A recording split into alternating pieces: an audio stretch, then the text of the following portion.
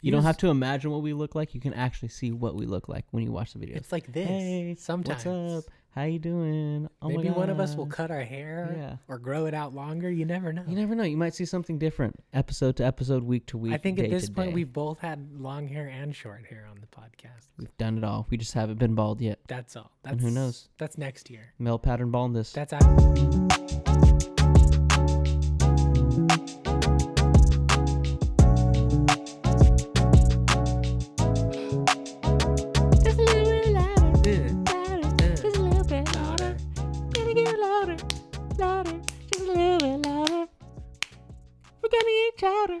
Chowder, just a little bit of chowder. Chowder. And a bread bowl. And a garlic bread bowl. Get a little bit of Red Bull on the side, yeah. Get some chowder.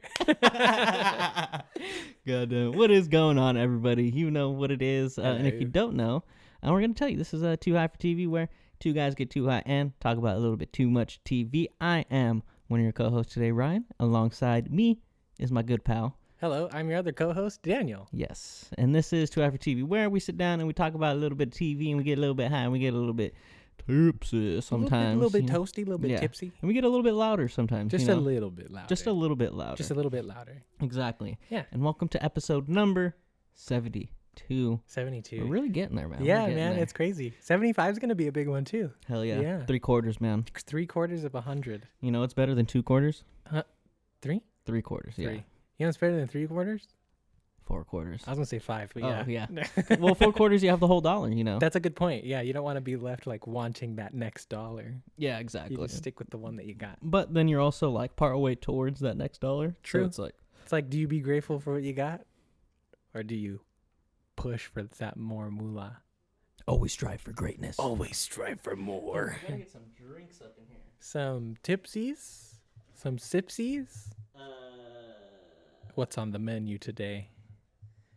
What have we got there? Fruit punch or mandarin?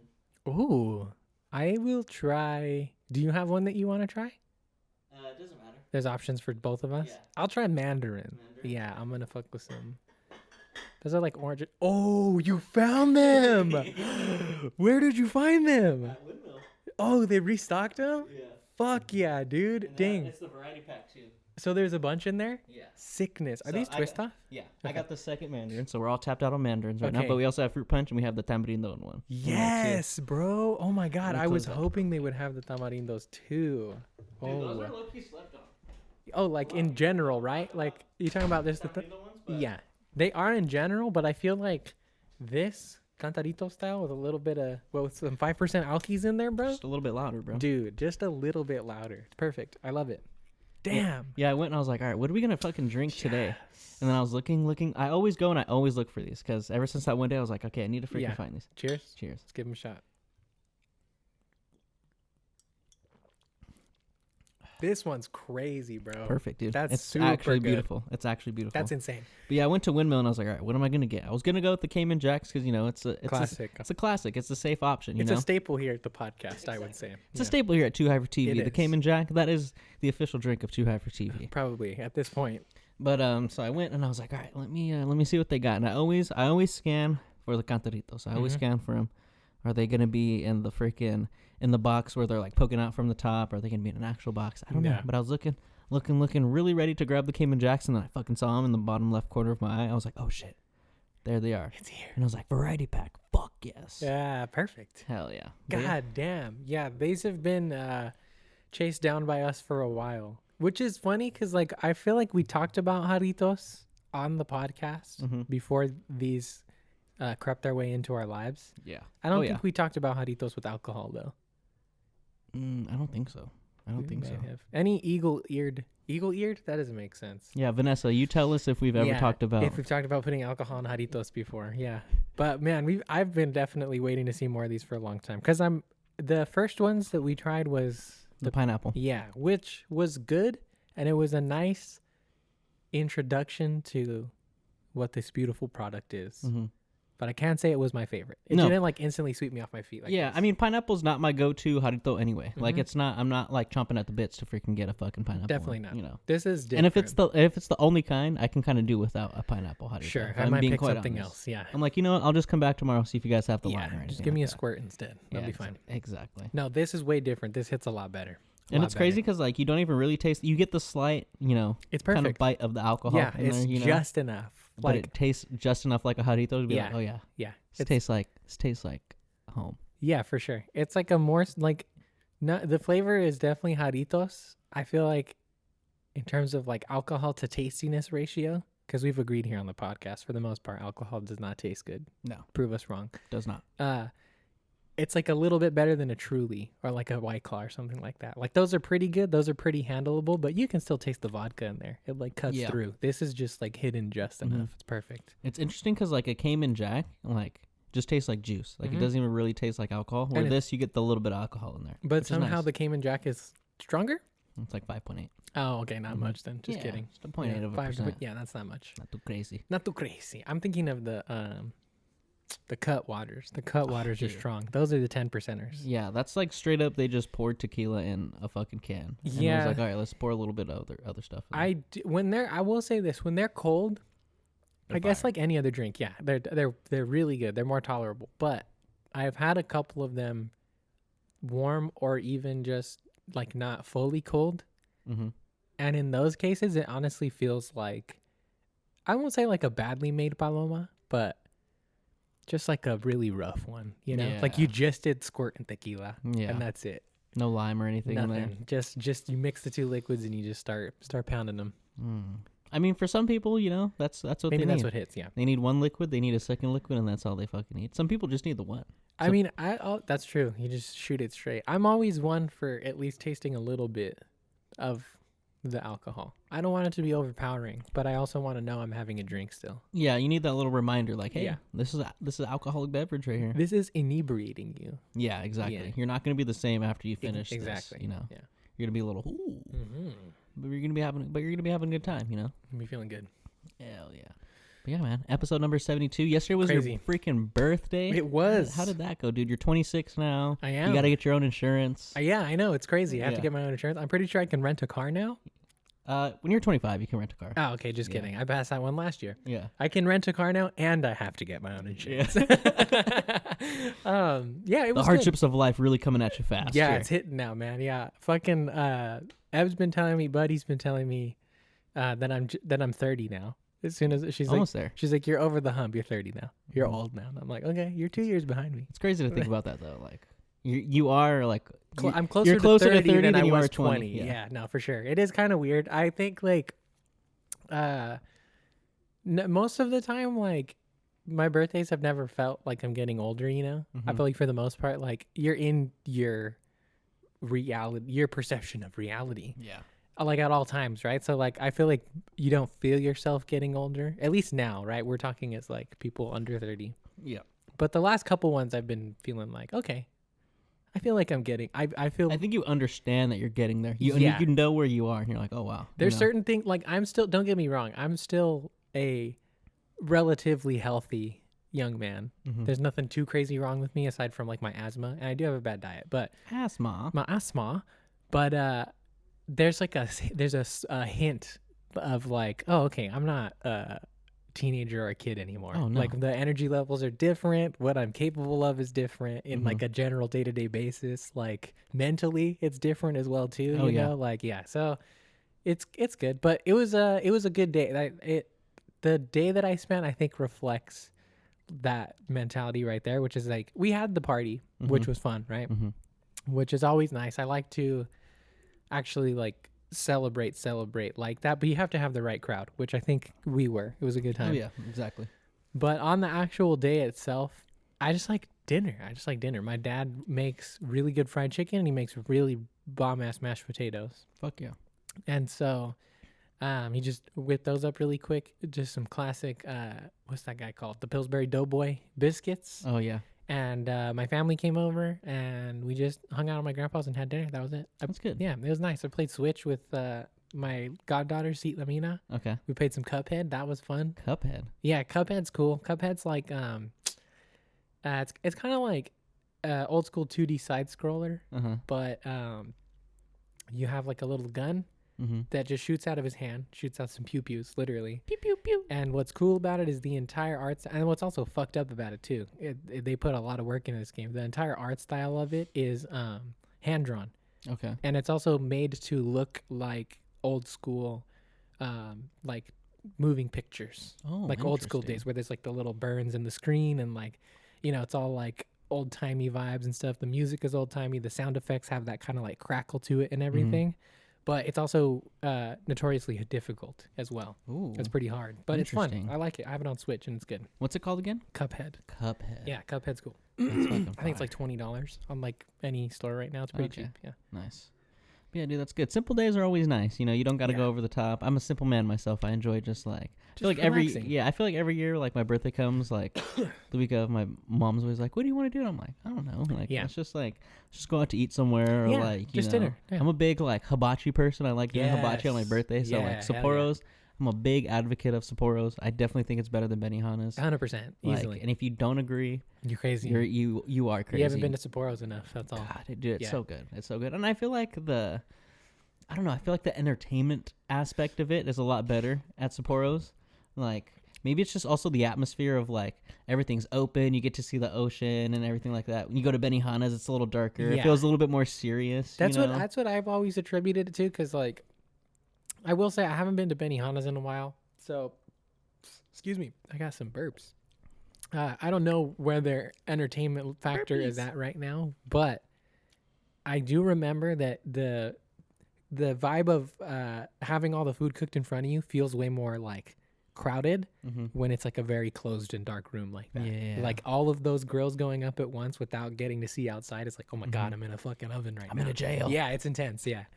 In a nice jail that, cooks right in front of you. Yeah. It's like jail in, what do you call it? Goodfellas. Yeah, exactly. That's what I was thinking. Yeah. But yeah, I like Sapporos. I also like when, you go to Sapporos and it's someone's birthday and they're fucking banging the drum in there. Yeah. That shit's fucking dope. And it's always someone's birthday. Like you go in, it's always someone's birthday. Even if it's not somebody's birthday, somebody told them it was their birthday. Because that drum beat honestly goes pretty hard. It fucking does. It's like a sick ass happy. It's just a typical happy birthday, but it just has a good beat to it. Boom, yeah. Yeah. Boom. Happy birthday, dude. Yeah, that shit just goes hard. Like singing that song feels way more hype with that beat. Hell yeah, it's good shit, man. But yeah, I haven't been to Sapporos in a minute. I think last year for my birthday, I can't remember what I did last year. I think we kind of just stayed in actually, because when I was growing up, my mom made some fire chicken strips. Ooh. Always made some good chicken tenders. Okay. And so last year she was like, "You want me to just make them for you?" And I was like, I'm getting too old for that. And then I was sitting there and I was like, I'm not getting too old for that. Bro. This is mama's chicken tenders right there. I was like, you're never too old for that shit. Some. And they were fucking just as good. They're as good as I remember. Hell yeah. They're fucking awesome. That's awesome. Yeah, man, there's something like, I mean, everybody knows this already. We're not breaking new ground here or anything, but there's just something special about breaking news on TH4TV. Breaking news. You will love your mother's cooking more than anything else in the world. More often than not, I feel like. For me and my mom, it's always been the soups. My mom makes really good soups. She gets down on the soups. Yeah, she gets down with some albondigas and she gets down with some pollo con arroz. Those are fire, dude. Nice, dude. Yeah, my two favorite soups. Yeah. Yep, 100%. 100%. Well, actually, okay, two favorite homemade soups. Mm-hmm. If I'm at a restaurant and I don't have an option to, I never get soups at like Mexican restaurants either. No. That doesn't happen. I'll only eat the homemade ones. But I'm a sucker. For me, it's tied between clam chowder and tomato. Okay. Bisque or soup, tomato. whatever. Yeah. If I go to any brunch place / lunch menu place and they got grilled cheese and a tomato soup, that's me all day. Sounds fire. I've never indulged myself personally on the grilled cheese and the tomato soup. Really? It sounds good. It is good. I like it quite a bit, and it's good together. You dip your soup in your sandwich. Nice. Or your sandwich in your soup. I'm a big clam chowder guy. Like Clam that's me. awesome. Like if I go to like a dinner place or like a later lunch, or even like just regular lunch, and they got clam chowder, I'm gonna try it. Yeah. I gotta fucking try it. Clam chowder's just good, dude. But it's gotta be like, it's very rare that you get like a soupier clam chowder. That's good. Yeah, soupy. That's what I was about to say. Is to me, I try to stay away from the soupier ones. No, I don't. There's only been one place, and I don't remember the name of the place that I went to, but it was in Santa Cruz somewhere, and they had like a soupier sort of textured clam chowder, Mm-hmm. and I was like pleasantly surprised by how good it was. Okay. You know, because I feel like normally sometimes when it's too soupy, I feel like the potatoes in there aren't like cooked enough, and they're still a little like hard, you know. And I don't like getting in like and biting through a potato. Definitely, you know? It's got to be creamier. Yeah, a creamier soup. Yeah. That's how I prefer it. And if you give it to me in a bread bowl, ooh. Oh God, any soup, just give it to me in a bread bowl. Honestly, the best clam chowder I ever had was in Seattle. Okay. I don't remember what it was called, but it was literally in like the famous, like, I think it's like the Pike's Place, like Marketplace or whatever. Oh, okay, yeah. And like there's this little alley that you walk down, and it reminded me of some like Harry Potter shit where you just like walk down an alley and you pop out and there's some like fucking crazy restaurants. And I was like, oh shit. And it's like literally this little hole in the wall, but they got fucking big ass, the big ass freaking pots. I don't know how fucking big they are, but they're ginormous. Just cauldrons. The big cauldrons basically, just all fucking fired up and cooking clam chowder. Hell yeah. And that's when you know it's crazy, when they got fucking like 9 cauldrons of clam chowder going. They got a chowder operation. Yeah, bro. Exactly. Yeah. You don't just like on your first day are like, oh yeah, we're gonna cook 9 cauldrons of clam chowder. You're not gonna sell that much clam chowder. Nah. But this place, like, they had that shit going. They had like different types of clam chowder. Like what? Like what was in it? Yeah, like, you know, like different styles. Like, you know, they have different things in it. You know, I got just the you know, you just got to try the start of the New England clam chowder. You know, that's the most basic form of like clam chowder. I think. Oh my god, that shit was fucking crazy. To where like I ate everything, like whole bread bowl, and like I was full, and I was like, nah, I gotta fucking eat this, because if I don't, I'm gonna feel like a shitty person. Yeah, this is worth engorging yourself for. Exactly, this is worth like my stomach exploding right now. Like that's how fucking crazy good it was. It was I will so good. Respect this soup chef. And it was like creamy. It had the right flavor. It was just all around ridiculous. You gotta love a good ridiculous. Watch out, man. The couch or something's gonna turn into like a Dementor. You think that would work in reverse? No, I don't think so. It's only to turn it into something silly. Yeah. Ridiculous. Yeah, because I think that's the whole point of the spell, is like you think of something silly and you try to turn it into something silly. Yeah. Like thwarts your biggest fears or whatever. Yeah. That only works with they're called Bogarts, right? Or Boggarts with their British accents or whatever. But that's like a charm specifically for a Boggart? I think so, right? Because I don't imagine you can just like take anything that you're afraid of and say ridiculous. Like everybody's afraid of Voldemort.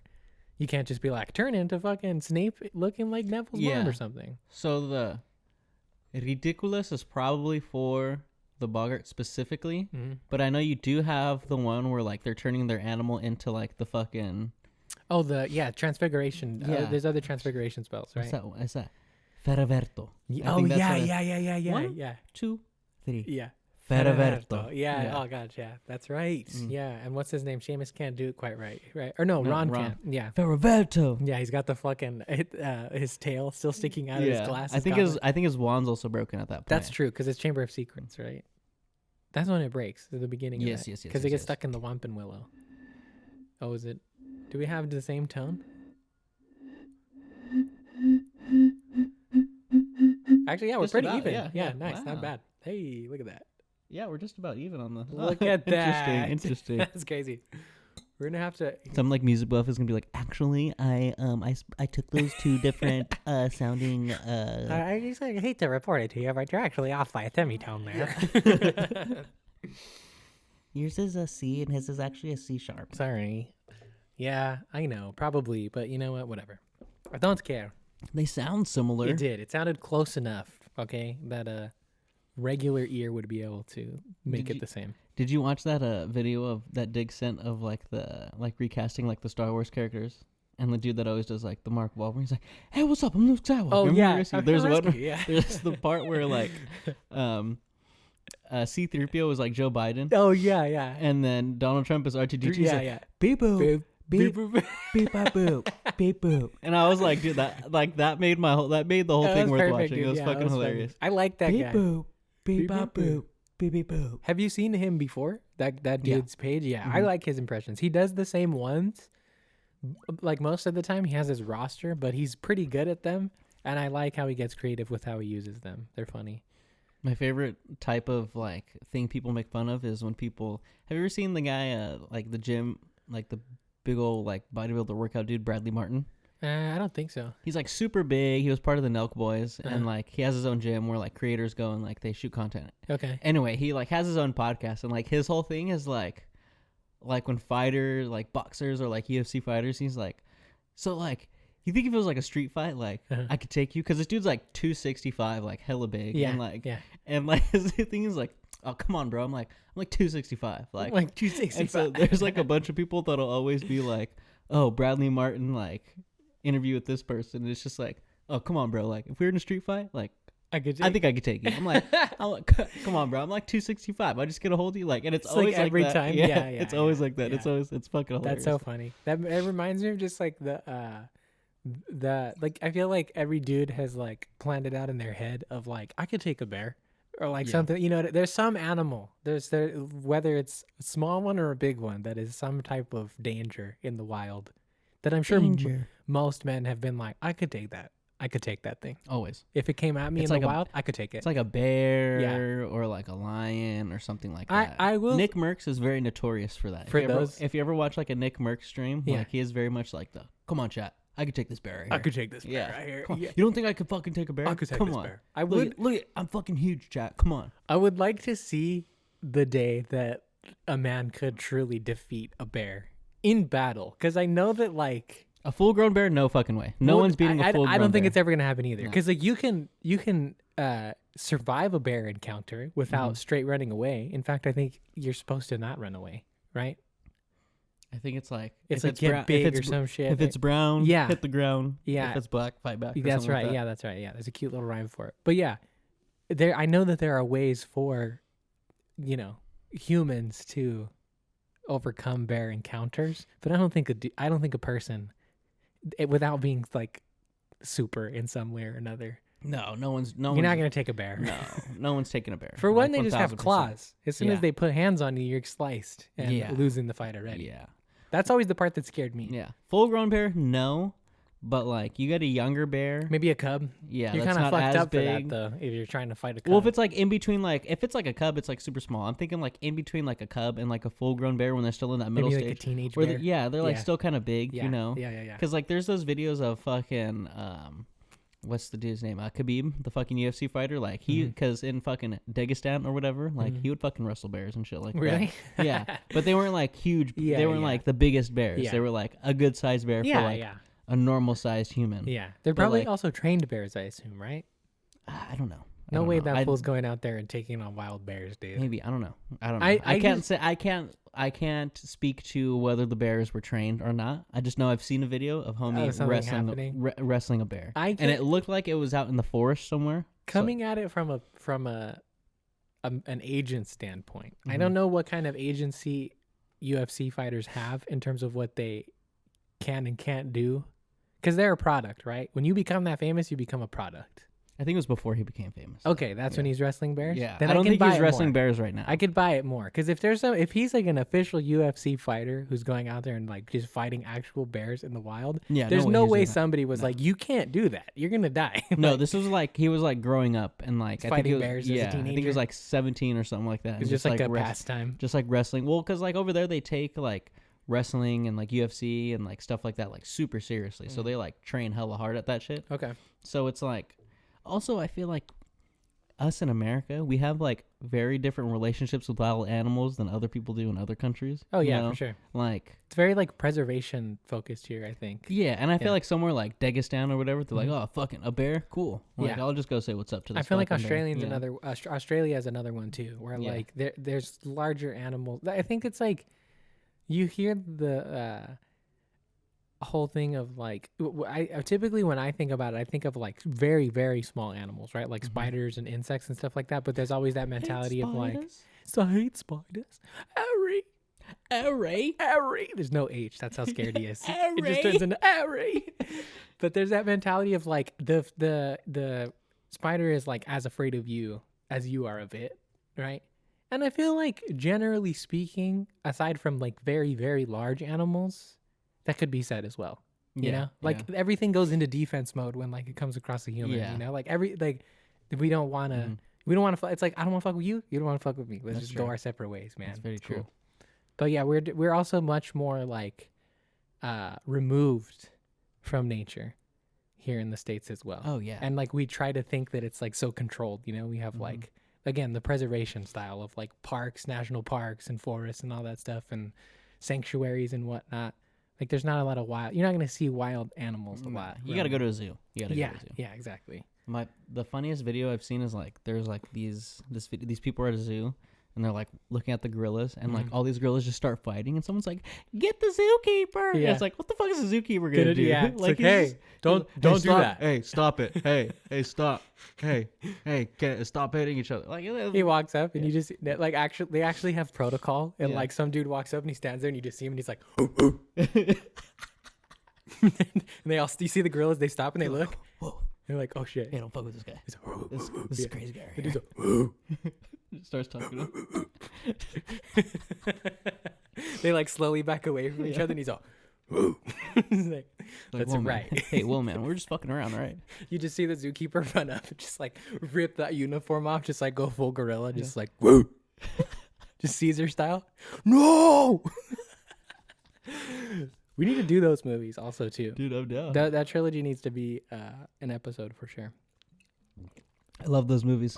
We could also do. I like how fucking James Franco was like in the first one, and then he's just not. He's just gone. Yeah. Like, oh, he died. It wasn't even like. I at that time he was still not like getting caught for all the shit he was doing either. He wasn't like an excommunicated movie star. No. So they just dropped him. They were like, which you know what, respect. Yeah. Because like it made more sense, right? Yeah. Like it would be kind of weird if in a worldwide plague, the one dude, like, I mean, it would make sense from a movie standpoint because he was an important character, but like logistically speaking, he probably would have just fucking died too. Probably. You know? So I like it. I respect it. Yeah, it was fine. I think, they don't even ever like, I think they only reference back to him like one time. Mm-hmm. And it's only like the second movie. Yeah. And it's just like him like rewatching the fucking. Yeah. You know what I remember is like, I don't know if it's still the case now, but back when it first came out, I remember there being like a little bit of discourse around the third one. Mm-hmm. War for the Planet of the Apes. People were like slightly disappointed because it's not like a full-blown war movie. Mm-hmm. It's like a little bit slower, and there's like some good. It's still a really good movie. Like, and there's like a lot of good action set pieces in it as well, I would say. But it is more reserved, right? It's not war the entire time. Yeah. And I remember people were maybe a little disappointed. Yeah. I liked it though. I thought it was good. It was good. Yeah. I liked it. There's supposed to be another one still. Really? Yeah, with Cornelius. Andy Serkis is coming back. Yeah, he is, but he's not playing because Caesar died at the end of the last one, so he's just playing the kid. He's playing Caesar this time. I mean, sorry, Cornelius. Oh wow. Yeah, but it's still just him. Because of course, why wouldn't you? So did like Caesar name his son Cornelius? Because that's a fucking crazy name. For an ape to just be like Cornelius. Cornelius. Like, how do you think of that? He's a genius ape. Yeah, but why would you think of Cornelius? I don't know, because it's cool. I mean, he's named. I wonder where the name Cornelius comes from in terms of history, because he's also named after like a great historic figure. Yeah, you know what I mean. So but maybe Caesar makes like more sense. But that's what I'm saying. I don't know where the name Cornelius comes from. So maybe like the surviving son of like a leader. Let's see. It like has. I could be pulling shit out of my ass. I don't know. How do you spell Cornelius? I think Elious. Oh. Almost. Cornelius. Just do like Cornelius name origin or something like that. It'll come up. It'll tell us where it's from. Who's name, that? History? Yeah, there you go. Let's find out about all the Cornelius. Cornelius is a masculine name of Latin origin. It is derived from the Latin word cornu, which means horn. Interesting. Maybe he's just a horny ass ape. Maybe. If music is an integral part of your life or you love playing brass instruments, Cornelius is a fun name to celebrate your interest. Why? He's like, somebody asks him, it's like somebody comes up to Caesar one day and they're like, Caesar, why you named child Cornelius? He's like, I tell you why. Cornelius comes from Latin word cornu, which means horn. And I had Cornelius because I was horny. So it's only right. It just makes sense. Try new AI-powered experiment with helpful overviews. Oh, scary. You don't like AI, dude? You don't fuck with it? It depends on the situation. I think that like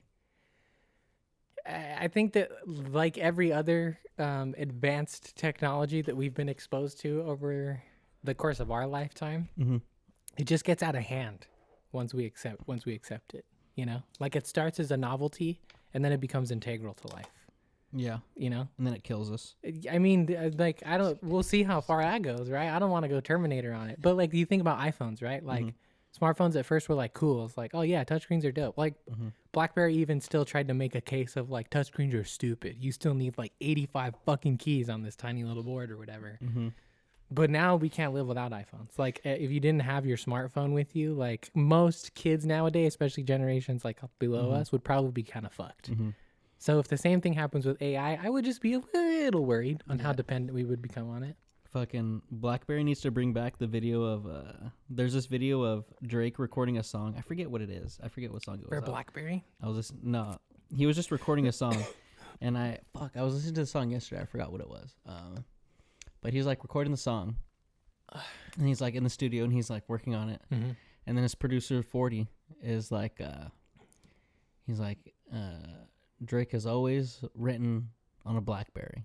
Like I've never seen him write like on anything else. Like he types everything out? Yeah, like he types it like on a BlackBerry. But this was like years ago. I don't know if he still does it. Yeah. He might still do it. Who knows? Because he's fucking Drake. He could probably still get a BlackBerry. I mean, yeah, it could be comfort for him too. And he's just like, 40's just like, yeah, like if we don't have a BlackBerry, like we got to find someone that has a BlackBerry. He's like, or even sometimes like, he's like, I'll just have like a couple dummy BlackBerry phones. We're just like, I just give it to him and he writes. And then Drake is like saying, he's like, I don't know what, he's like pen to paper just never worked for me, you know, like I just didn't have that feeling. He's like, but like something with the BlackBerry, I don't know, it's like when like my thumbs press like the buttons, it feels like the buttons were just made for like my hands. And I was like, that's the most like artist fucking spin on something ever. Like the buttons were just made for my thumbs. Like, and so just being like, I just kind of like to you know, type it out. Feels more comfortable for me. Yeah. It's like, no, we were destined to be together. But it's funny because it's like such a Drake thing for him to fucking say. Yeah, it's on brand. And it was so early on in his career, we're like, wow, you've just been the same dude the whole time. Yep. But it's funny. That's hella funny. I think my mom used to have a BlackBerry back in the day. I don't remember. And I was down. I was like, oh, this looks pretty cool. I remember I think my exposure to BlackBerry was limited to like when we would go to Costco. And like, you know how when you were a kid and you would go to Costco with your mom and you would like, they have the technology section right there in the beginning. Yeah. Me and my sister could never walk past there without like playing with every single phone, right? Oh, yeah. You stop and check them out. So that's what I remember. It's just like playing with BlackBerries like on the displays and stuff like that. Yeah, I used to, whenever I would go with to my parents to like Verizon or something like that, like I would always just be there playing with the fucking phones. Yeah. When I was a kid, awesome. When I was a kid and I still just had like my iPod, what was it? I think it was, which one was the like rectangle one where you would spin around the button? Like it had the little circle thing. Was that the Nano? Was it? No. It wasn't the square one. It was the rectangle one, right? Yeah. It was the Nano. That was the Nano. Okay, yeah. The Nanochromatic. Yeah, I had the Nano and I had the I had a hand-me-down shuffle. Okay. It was my mom's pink one. That's what I started with, and then I got a shuffle. I'm sorry, not a shuffle. The Nano. And I got a black one. But yeah, back in those days when like that was like the coolest device that you could have as a kid, was like an iPod. I would envy the touchscreen stuff so much, dude. I remember Diggs had an iPod Touch first, and I was like, holy fuck, man, this thing's amazing. Yeah, I remember my cousin had an iPod Touch, and I was like, damn. Yeah. This shit's fucking sick. What do you mean you can play games on here? Dude, crazy. You can go on YouTube right here? What this is fucking sick. Yeah, it was revolutionary, dude. I want to go back and look at like the UI for like that old school like YouTube apps too. And just like how terrible it probably was. Me too, because I remember very vividly the icon for it. I can't say that I remember the UI, and I am also curious. I bet you anything like fucking meta as fuck. There's probably a YouTube video showing the old YouTube UI. Probably. You can find it, I bet. God damn. Some crazy meta shit. What a fucking time. What a time. What a time. To be alive. Yeah, things moved real quick in the early 2000s for sure.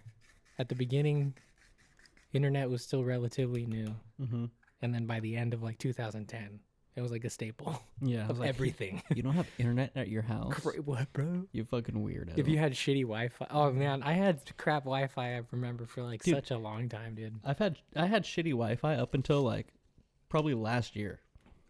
The Wi-Fi still burns out. I still do fully believe that like you have to change like there's this is total conspiracy then coming out for sure. But I fully believe that like regardless of what plan you get, after a while, your shit will start to just like be crap. Or I don't know, maybe I just start to take for granted the speeds that I have. It could be that. It could be a me problem. It's like I just get so used to it being fast that like if it slows down a little bit, I'm like, oh man, this internet fucking sucks. Well, I think there's also places like depending on the provider you have where like it's gonna be better, or it's gonna be worse. Oh, actually, you know what's so crazy? Because like maybe about a month ago, we were having real bad outages at my house. Like shit would just turn off. Like everything. Fuck, I can't even fucking play this game. I can't even laugh anymore. I don't have internet. So I fucking called Spectrum, and after doing the whole like, because my it's funny because whenever the internet goes out, my mom or my sister will be like, "Can you fix it?" And I'm like, the extent that I know is literally just unplugging the thing, waiting 15 seconds and plugging it back in. But for whatever reason, they still always ask me to do it. And so I tried that, didn't work, and I called them, which is my go-to thing, is immediately after fucking unplugging it, plugging it in, but it doesn't work. And got on the phone with them, and like they were able to, I don't know, ping it or whatever the fuck they do. And it went back online. And up until that point, she was like, yeah, we're probably going to have to like send somebody out there tomorrow, but like, it's not a big deal, but like, I'll stay on the phone with you and see if this works. And it did. And so I was like, do you still want to send somebody tomorrow? I was like, fine. She's like, yeah. So I was like, okay, cool. No big deal. So the dude came, and he was super cool. I feel bad because I'm forgetting his name right now, but he was super cool. And I, was with him the whole time he was doing shit. And I was just like asking him, just a bunch of questions about everything. But like some of the stuff that can happen with the internet and the way it's like set up is fucking crazy. Like I'm not gonna get the specifics of this right, but he was telling me that depending on the type of cables that you have running into your house, not the ones that like you would be able to plug in, right? Like the kind of shit that Spectrum and all those companies are actually running themselves. Certain places have older models of cable. Essentially, it's just thinner. It's like not as thick and heavy duty. It can't like send the higher frequency like internet signals and stuff. Those older ones that still run to old places, apparently it's pretty expensive to fix. But if you don't have that coming up soon, you're fucked. Internet's just not going to work through that stuff anymore. Damn. To the point where even now it's like dangerous where like he was telling me something along the lines of that, like if you have this thing fucked up and you mess with like your TV or something like that, like the glitch on your end will look like you just don't have access to your TV channels. But it could send a fucking chain reaction shit back to where it's so incompatible with the new stuff that it'll go all the way back to the hub that's like responsible for your area and fuck with the signal from there. And then everybody else connected to it, it'll be fucked. Wow. Which is why they're like ixnaying that old shit. So your problems couldn't even be, you can't, sometimes might even not be your fault. 100%. Yeah. It's just someone else. His internet is bad. But because everybody's feeding off the same server and it's also interconnected and stuff like that, it all spills out to everybody. It's crazy shit, dude. It's wild. Yeah, we used to have, I think like T-Mobile or AT&T or something where it was just like bad. Like in the house, like we couldn't even use like the Wi-Fi. Like I would just still use my regular data because it was like, fuck, I turn on the Wi-Fi and like it's slower than fucking using my data, you know? And like, it got to the point where it was like, it was even me, like I'll notice like it's super slow, but I'm not going to be like, this fucking internet's hella fucking slow. You know what I'm saying? Like, I'll just use my data kind of whatever. Yeah. But then like, once my sister, there's a little bubble in there. Like my sister was like, I think one day my sister was like, yeah, the internet's been super slow. And I'll be like, yeah, you know, like I haven't been able to use it. And my mom was like, I haven't really been able to use it that well either. Cause like she works from home and stuff like that. And sometimes like when we had the old internet, like it would just be super laggy, like for her and stuff. And so finally we switched to Spectrum, and fuck, dude, it was like night. A million times it was like night and fucking day. Because especially like downloading games like on my PS5. Oh yeah, dude, it would take like a whole fucking day, maybe even longer, like on my old internet. And now it just takes like a brand new game, like depending on the size, like, you know, maybe like an hour or two or something like that. Like I think I downloaded Fortnite, and that was like pretty big, and that only took like a couple hours, like 2 hours or something like that. And especially I was like, all right, cool. I go just run some errands, come back, and fucking. I also love to, super random if you don't know this already, but a good trick on the PlayStations always is you can turn the download settings to be on while it's in rest mode, And like you know that. Oh shit. yeah. Yeah. Always. It's good shit. Always. Yeah. Always have that. Downloads shit on way rest mode. faster in rest mode, bro. It's not running anything else. Dude, it's pretty crazy how like you'll just put in rest mode in like 10 minutes. It's like, oh yeah, it's done. Well, you know, I was thinking about that because like it does make sense because if you think about how many little interactions just on the homepage alone that the internet is responsible for. When you go on a game page, it's got all the stories and it's loading up all the little videos at the bottom, right? The PlayStation Store is always at your fingertips to go and like search through and everything. All of your trophies and all that stuff is based off of internet. So as soon as all that goes out, it makes sense to just like you just reroute all the internet power to just the downloading. Wow. That's the nice stoner explanation for it. That's my I love it. Dude, that's my bro science explanation. Your bro science. Bro, it's gotta just be because it's diluting all the power to the download speed. Well, while we're on the topic of video games, this is a perfect way to segue into the big stuff. Into our big stuff. And that being, you know, we're gonna talk about a couple shows today. You know, we're not getting on the movies, but first, my boy's been talking about how he's been wanting to talk about this game. Yeah. You finally finished it, correct? Oh, yeah. Zelda? Yeah, he's finished it. So now I'm like, all right, let me give him his time to shine and give his thoughts and opinions and everything else in between on Zelda Tears of the Kingdom, correct? Yeah, Tears of the Kingdom, yeah. Before that, do you want another beverage, my good sir? Yeah, please, yeah. Do you want fruit punch? Do you want tamarind? I want to fuck with the tamarindo, bro. I got to give it a shot. That's the one I've been waiting for. When it comes to like, I swear we were having a conversation about that when they came up. Was like the most bomb, or the one I'd be most excited for would be some tamarindo vibes. Are you going fruit punch? I am going for punch. Hell yeah, yeah. Tears of the Kingdom is probably my favorite game of all time. It's gonna be a full-on spoilery review 100%. of this game. Yeah, big time. This game's been out for a while, so if you haven't played it's been a few months. I think it came out in April. So yeah. But, sucks for you. Yeah, sorry. I would spoil it. I would recommend not listening to this if you have any plans to play the game and you haven't already. Or if you're on the fence about playing this game. Yeah. And you kind of want to hear some things about the game before you dive into it. It's perfect for you as well. Yeah. So, God, I don't even know where to start. Let's start by cheersing these. So just give us the basic like rundown. What's the story that we're focusing on in this game? Who are the main characters? Okay, yeah. What do we got going on at play here? Okay, so I will start by saying this, is that story comes second in this game. Not in a bad way, but to set it up with story, it's your typical Legend of Zelda story. It's honestly... And what does that mean for the people that have never played a Legend of Zelda game before? So you have a trio of characters that is the most iconic for being like your central players in Zelda stories, and that is the character you always play as, which is Link. The title character herself, Princess Zelda, and then in some form or another you get the evil incarnate Ganondorf. Well, in this game you get Ganondorf. So a weird little sidebar about the character of Ganon/Ganondorf is that way they did this game that came out in 2011 called Skyward Sword that went all the way back to the beginning of the Zelda timeline. I think I explained to you there's like a timeline involved. That's kind of fucking nuggets, honestly. But when they did that, they basically explained the reason why all of these characters across all these games look and act exactly the fucking same, even though it's like years and years and years of all this different stuff. Interesting. Which is that there was this evil demon lord named Demise. He look at Demise. Look at Demise, man. They're pretty. He basically just cursed the original Link and Zelda to always be followed by his spirit. Yeah. So across all the games, it's always those three. Those are your central players, no matter what.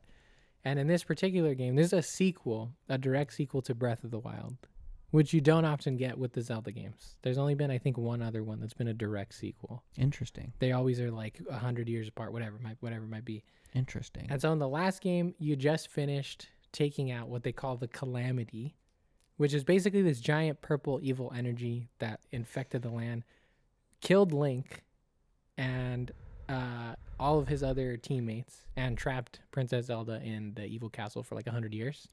But Link like gets revived and stuff or whatever, and they defeat the Calamity Ganon, and it seems like good times. That's all in a prophecy and blah, blah, blah. But what they don't know is that the actual dude, Ganondorf was like living deep underground in this castle, and he was responsible. Literally, just his like extra evil energy from being asleep and imprisoned under this castle is what the calamity was, and they had a hard time beating that shit last time. Oh damn! So the game starts, and they are investigating underneath the castle, and they find this like creepy ass looking fucking mummy. I think you saw that intro scene, right? Yes, I did. Very eerie, good like ominous vibes, super dark. Every 5 seconds, Zelda's like, "Oh my god, what is this? That yeah, for sure. Did you see this on the cave? Yeah. Oh my god!" There's like I've seen memes before of like people like loving Zelda in her like researcher girl era or whatever because she's just like so excited by everything she You finds. walk like 3 steps and she's like, Wow. "Did you know this?" Yeah. Is like, it's You so know, funny.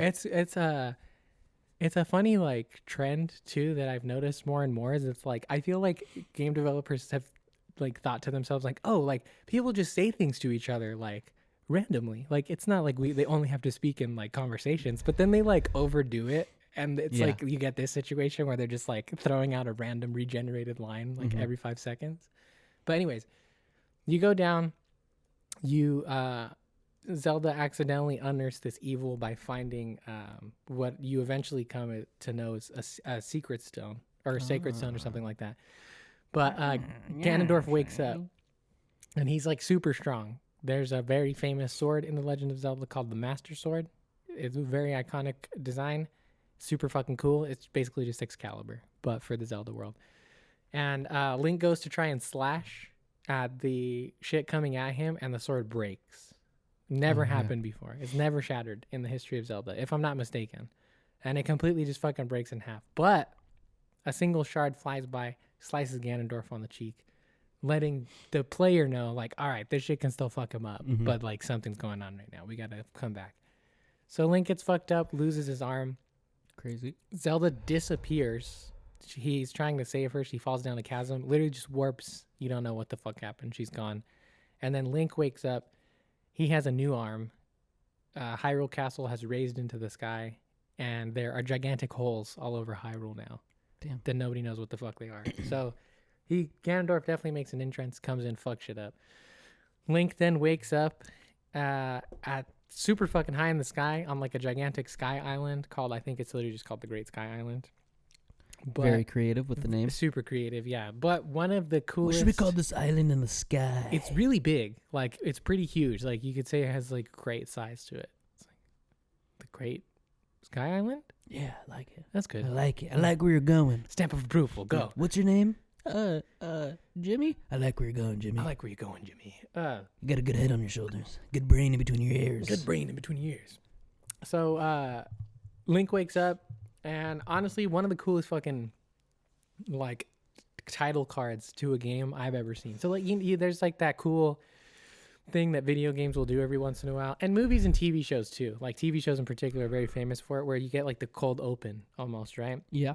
The video game has like a cold open basically. I'm a sucker for a good cold open. Yeah. That's essentially what it is. It's longer, right? And it sets up the conflict for the rest of the game. But you get all that. He wakes up. He walks out. He's got the broken Master Sword with him, and one of the most spectacular moments in all of gaming is also attributed to the game just before this, which is where like Breath of the Wild is very iconic in the sense that the game opens similarly where you're in like a tiny little chamber.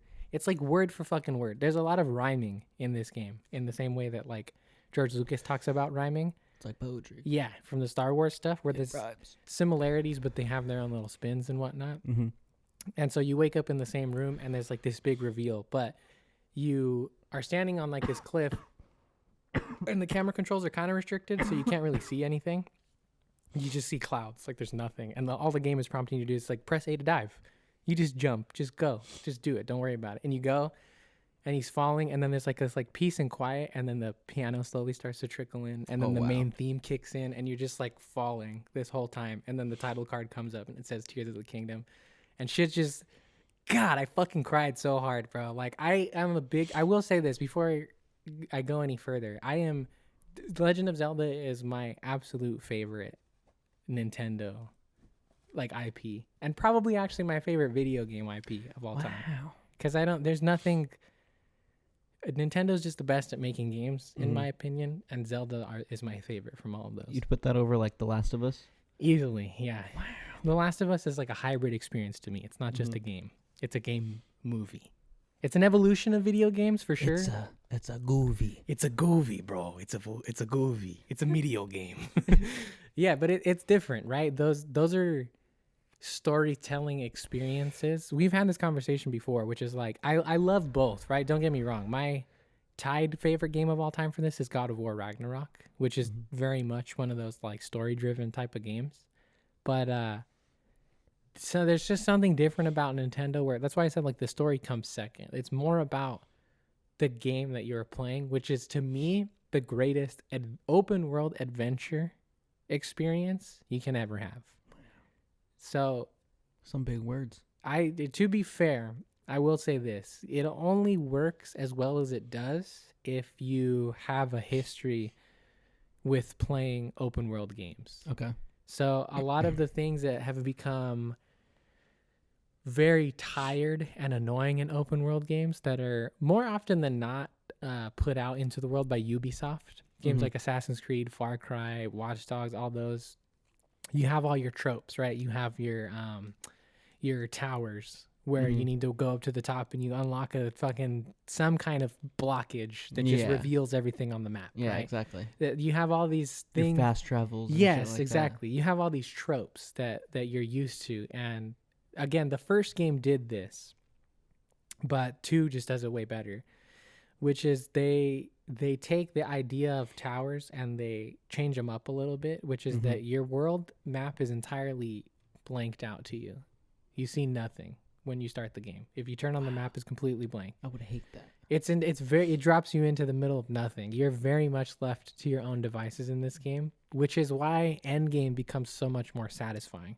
Because starting from nothing and ending up being able to take on the big evil of this game is 10 times more satisfying. Wow. Oh yeah, okay, I can see that. But so you start, and the way that the map works, right, is that there are these, in this game they're called I'm sorry.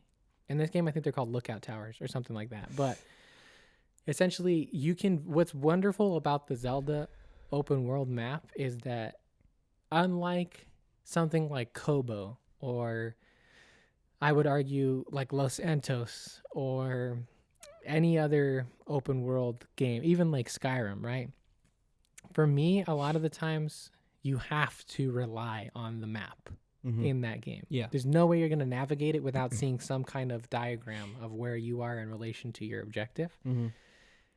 Nintendo is fucking insane. So they decided to just make every single bit and piece of this world visually recognizable. So if you want, you can play this entire game with the HUD off and you'll be perfectly fine. Like, I would recommend playing it with the HUD on the first time. But if you really want to, you can. Because like an NPC will tell you, you need to go to Dueling Peaks Mountain. And it is a mountain over here that has been split into by an ancient battle of gods like a millennia ago. But it's a giant mountain that got split in half, right? Naruto and Sasuke fought there. Exactly. And so you, in a typical open world video game, you would move through a bunch of stuff or whatever, and you'd start heading towards like a gigantic yellow waypoint that's either full on your screen or in a map, right? Yeah. And then when you get there, you'd probably get like some kind of cutscene reveal of like this mountain, and then you're in a different area, right? In this game, when she tells you that shit, you turn around and you just see a big fucking mountain that's cut in half. Yeah. And there's open space in front of you that you can clearly see, oh, I can walk from here to there, or I can ride a horse from here to there, or I can use my glider to glide from here to there, or I can climb up that mountain and then jump off of it with my glider to get more distance over here this way. But every single surface in the game, with a few exceptions based off of like trying to challenge you, is climbable. So as long as you have stamina, you can scale anything you want. Nice. I like that. If you see a mountain, you can climb it. There might be a challenge to get up there, but you can go.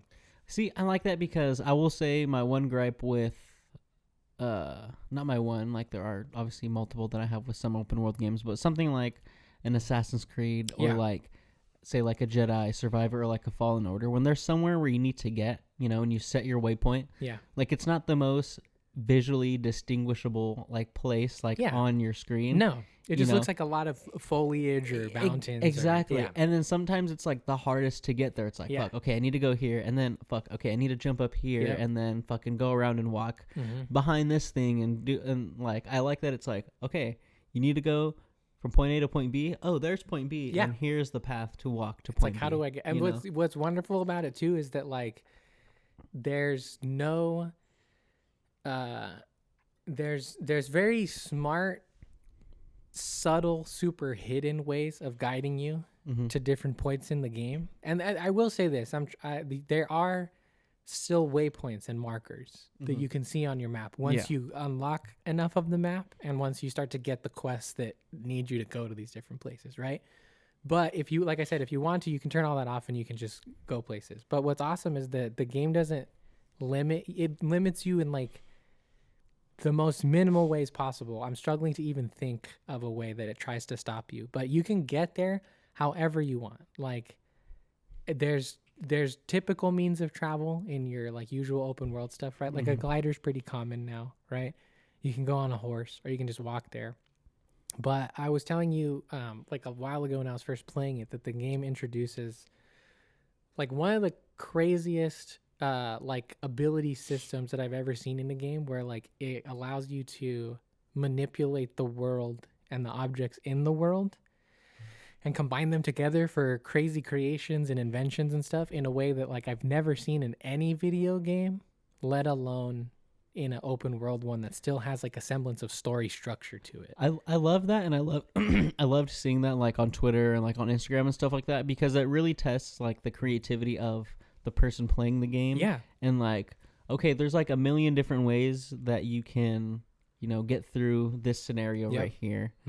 You can do all these million different ways. You'll get through it. You'll still get through it. But some ways might be harder than other ways. But let's see if you can figure out your own way to do it. And I think that's very like, I don't know. Like I like that sort of style of thinking on like a creator standpoint, and like, let's really put all of this. Let's put everything we have in this world into the lap of like the people playing the game, and let's see what they come up with. Yeah, what you can do. Yeah, let's not give them this manual on, hey, this is how you do this and this is how you do that. Like, let's let them figure it out. Yeah, the level of creativity in this game that you're allowed to express is fucking bonkers, bro. It's ridiculous. Like there are for sure, because what's great too is it is, excuse me, like I said, if you're not familiar with how open world games work, there might be some things that you would either A, not appreciate, or B, maybe fully not understand, because a lot of the way that the mechanics work are direct flips on the mechanics you're used to. Like what? Give me an example. So like the map, for one thing, right, is that if you want to go somewhere, you need to visually identify it. There's no, a lot of times there's no thing that will show you how to get there other than just seeing it with your own eyes. Another one is equipment. The way that equipment works in this world is trippy. So like I feel like usually in these types of games you have you have a variety of weapons that you can upgrade, or you have a single one that you can upgrade, right? You get your lightsaber and you can like make it more powerful, like with different combos or this or that or whatever. In this game, it all ties back to exploration in some way or another. So if you want a strong, one of the things that happened in the world with like a story context to it is that when Ganondorf blew up the world, basically Hyrule, every single weapon in the world, which is cool because it's this game, I will say this too, it's a quick little sidebar. This game's 1,000 times better if you've played Breath of the Wild. Okay. The prequel to this. 1,000 times better, because every single weapon that you were able to find in the world in the first game is present here, but they're affected by the gloom, and the gloom is the shit that the evil that Ganondorf spreads, so they do less damage now. They're all trash weapons, right? Interesting. But Link has a new power called Fuse with his new little magic hand, where you can take basically any item in the world, a rock, various different horns from the creatures that you defeat, mushrooms, fucking food, whatever you want, and you can attach them to these weapons. And they become stronger or have like unique properties. So you can put a mushroom on the end of a spear, And if you poke somebody with it, it acts like a spring, and it'll launch them way the fuck back. There are elemental enemies in the game. Ice, like, what do they call them? Fuck, I can't remember what they're called. But they're like bats, basically. Keys. They're called keys. They have ice keys, fire keys, lightning keys. You can... Freaking bats. Freaking bats. I love Halloween. You can slice them, and their eyeballs retain the elemental power. So you can attach those to the end of your arrows, and then you have a fire arrow, or you have a lightning arrow, you have an ice arrow. Same thing goes for the different enemy types in the game. Stronger enemies have like more intricate horns in terms of like a visual design, right? They're a little more horny. They're a little more horny. Your regular ones just have a low level of horniness, and they just got one. A level 2, they got a low libido. Level 2 gets a little hornier. They got 2 spikes, right? And then so on and so forth. You get 3, 4. So there's like these visual elements in the design of the enemies that also indicate to you the power level that you will get if you fuse it to your weapon. I like that a lot. It's fucking crazy, bro. And so so what's awesome is that if you want more powerful weapons, the only way to get them is to take on more powerful enemies. So you have to constantly challenge yourself to get better. There's no way you're just going to like stumble upon a sick ass weapon. This is a real gamer's game. 100%. Sure. It's a gamer's game. Like, that's why I'm saying it's like, it's not necessarily friendly to non-gamers. You have to have the language of video games under your belt, and more so you have to have the language of open world video games in order to enjoy this to its fullest. Yeah, I would say. Okay. But yeah, that's how the weapon system works for one point. Another ability that you have that goes hand in hand with exploration stuff is Ultra Hand, which on one end is like a super fun Easter egg to Nintendo's history, because that was like a product that they created a long time ago that fucking failed horribly. It was a terrible idea for gaming shit. But it was like a really old attempt at like what the Wii is now, basically. But it was garbage.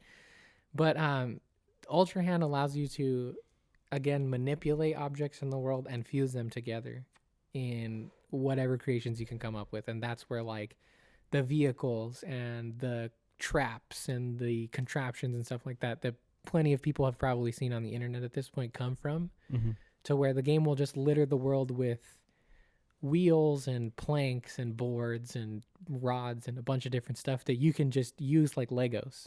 You can build whatever the fuck you want. Like, I was telling you way back when I was first playing it, I needed to get to the top of a mountain, and this mountain halfway up got super, super snowy, right? So I was walking up the mountain. It was going fine. I got to the snow bit, and in this game, there's they call it like, I think, a chemistry engine, which is that things in the world work on a simplistic and like workable game level. They work in the same way that you would expect them to in real life. So if you're trudging through snow without snow boots, you're going to be slow. If you're walking on water, you're liable to slip, right? Like all these types of things. If you shoot electricity at water, it'll fuck people up, like so on and so forth, right? I like that. So I'm walking through the snow. I see I'm getting slower. I'm like, son of a bitch. There's these people in the game, a tribe of people called the Zonai, who are like super advanced. And so they have these little bubbles that you can get that contain Zonai devices. And these are things like technology-powered wheels, rockets, like a bunch of crazy shit to just help you build more wacky stuff, right? Yeah. So I bust out big wheels, put down a plank of wood, put handlebars on it, and attach a power source to it, and I have a snowmobile. So my problems are solved. I'm not slowly trudging through the snow anymore, right? So I'm driving through the snow. Crazy. And so I have my little snow plow, and I'm going, and then I get to another dilemma where I don't have a path that my thing can go. It gets too steep, right? I can't drive up anymore. Yeah. So I'm like, fuck, I guess I have to let go of this. But again, the chemistry engine comes into play, so you can't climb up icy surfaces or wet surfaces because you'll slip. That's one of the challenge things that like stops you from climbing whatever you want in the game. There's certain things where they have to challenge you, right? I like that. So you stop and you think for a second. I'm like, okay, wait, well, I have turbines in my pack as well, and I still have this plank of wood here, and I still have my handlebars. Let me just take these wheels off, put these gigantic fans on them instead, and now I have a hovercraft. And I just fucking fly up. Yeah, so I've transformed my snow plow into a hovercraft that gets me to the top. It's crazy, bro. And the possibilities are endless. Like the amount of the amount of stories that you can create on your own with those mechanics are like endless, and they apply to so every single challenge in the game is designed around these mechanics, and like you said, it's designed in a way that allows the player freedom to approach them in whatever way they want. So it's just endlessly fun. Like you can play it over and over and over, and you can play it forever and ever and ever, and it would you can play it in different ways too. Yeah, and it would practically never get boring. Wow. And it's all still somehow the same game. And it's fucking nuggets, dude. Yeah. The open world is the most seamless one that I've ever played in my entire life, for sure. It is not graphically astronomical by today's standards. Yeah. I think it still runs in like 1080p or something like that, if you're a technical whiz about that kind of stuff. But you can, so the world of Hyrule is huge. It's as big as any other open world map that you would play. It's probably like, I would say maybe like 2 Kobos, maybe even 3, but no blocked off areas. Everything is accessible. There's no like giant tree chasm over there that you can't go to. You know what I mean? So it's about that big. On top of that, there are sky islands littered across the whole entire sky. Sky Island. That you can explore as well. Skyland. And then beyond that, the crazy thing that wasn't even really revealed until the actual game released was I told that all these holes opened up when Ganondorf blew up Hyrule, basically, right? And the story gently guides you to them, or you can just find them yourself. But it's called the Depths, and you see all these holes littered across the world of Hyrule that were not there in the map before, because it's the same world. The world of Hyrule is the same as the first game, Breath of the Wild, with some changes here to make it feel fresh. But you come upon a quest where they're like, yeah, I don't know, there's some shit down there. We could probably learn something about what's going on, but nobody's brave enough to do it. Like, everybody gets fucked up when you walk towards it, because when you touch the gloom, which is spewing out from this shit, the amount of hearts that Link has temporarily disappears. So if you come into contact with it, you have less health until you reach sunlight again. Damn. So you dive into this hole, and you're like falling for a cool minute. Like, if you don't speed up the fall, it's probably like a 10 to 15 second fall. Like, it's a good chunk of time. Damn. And you land, and it's just pitch black. You can't see anything at all. And there's these little flowers in the game called Bloom Bright seeds, I think. And when you throw them, they bloom and they give you light. But you basically come to realize, the more and more you explore it, that the Depths is the entire map of Hyrule, the open world that you know, but underground and in pitch black darkness. Holy fuck. But it's the whole entire thing. Like, it's exactly the same underneath.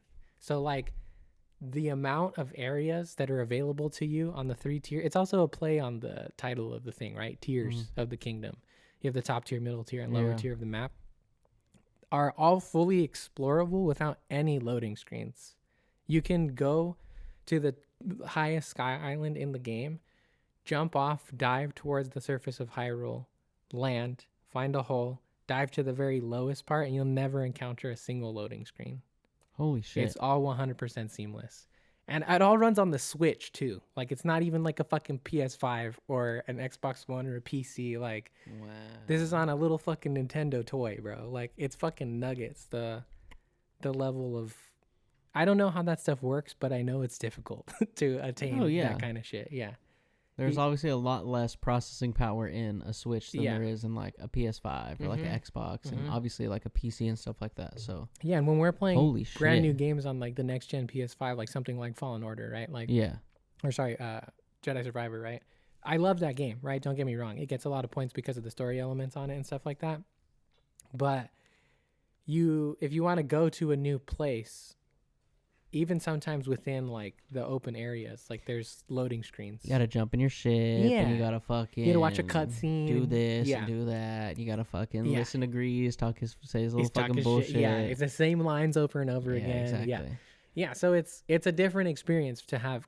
So the other thing too that's a trip that's different in terms of just game structure. Now, the first game broke ground on this too, but they do in the second one as well, is that the game starts and you're weak as fuck. You lost all your health points from the previous game. You only have 3 hearts, which you will die very quickly. It's like in the beginning of the game, it's like not like full on Dark Souls, but it's like Dark Souls Junior. Like it's pretty hard. Even regular dudes will just kill you in one hit. Damn. But if you want to, you can beeline directly to Ganondorf. The access to get to him is open from the very beginning of the game. And so one, it's fun because some people are good enough to cheese the game, right? And like beat him with like a broom or something because they're just like that good, right? But number two, it like fixes a silly problem that exists in open world games where like you'll play something like Fallen Order and like the fate of the Jedi Order is at stake because like these evil people are hunting down the last remnants of the Jedi, right? But Cal also has time to like go dick around and play holo chess. Yeah, exactly. It like kind of fucks with the dynamic of the storytelling a little bit. Yeah. So what's fun about giving you access to the boss at the very beginning is it's like you can go there if you want, but you're gonna get your shit wrecked. Yep, exactly. So regardless of what side quests you're doing in the game, they're all working towards making you stronger for that final boss. So nothing feels like wasted time. Everything has a purpose. Everything has a purpose. Even the silliest little side quests give you perks and buffs or items that can help you along in your quest. You can use it to fuse a better weapon or do this or that. So it allows you to explore and it allows you to take your time to get to the final boss without like, in quotes, like feeling bad about like leaving the fate of the universe at stake. You know what I mean? Yeah, exactly. Not that you're like losing sleep because you want to play a side game or anything like that, right? But yeah, it's a trip. Just the whole structure of like how the game unfolds is also weird. The story, like I said, comes second. It is epic, but it's the way it's presented to you is definitely like kind of weird. You basically have like a bunch of memories that you have to uncover, and it'll reveal aspects of the game that will like tie into where you are now. Interesting. So it's different. That part's not the best, I will say. In terms of like a storytelling aspect, it's not the strongest game. It does enough, but it's just that's the one part where like the experimentation is like a little different. Okay. But yeah, if you want an open world that practically never says no to you, if you want to feel a sense of satisfying progression, if you want a creative like way to approach scenarios, video game problems and puzzles and dungeons and stuff without any restrictions, Tears of the Kingdom is like without a doubt the greatest and most dopest game that you could ever play. So what are your top 3 favorite things about Tears of the Kingdom? Number 1 would be the soundtrack. Oh. Yeah, the soundtrack is again different in this game. Yeah, there's some good. So like, there's, I don't remember her name, and I feel bad. But the composer for this game again did Breath of the Wild, and for one, they hid the traditional Zelda themes because there's a lot that are super famous, right? Like people who have played the Zelda series all their life will be able to identify them super quickly. You even know some of the songs, right? Like off the top of your head.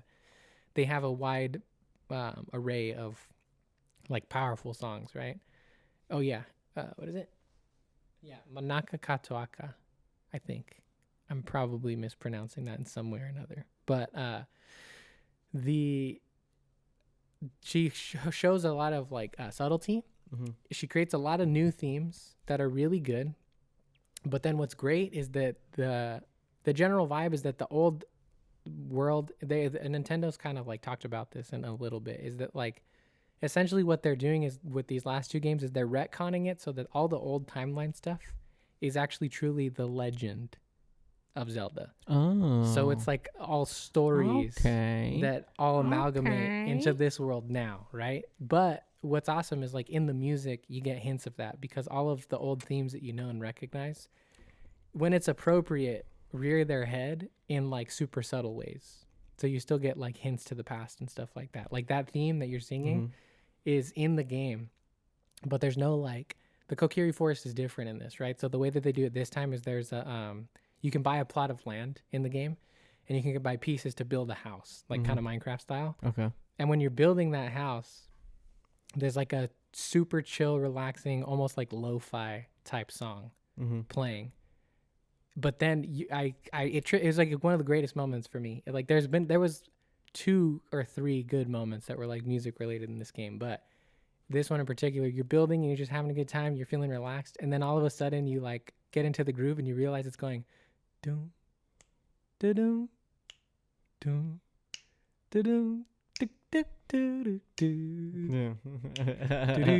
and you're like, oh fuck, this is Link's house, like from fucking when I was a kid, but it's like it's like slowed down and shit. So there's so many moments like that where like she just sneaks like these really nostalgic moments that like creep up on you like that. Yes. It's good shit, dude. It's so the music is one of them for sure.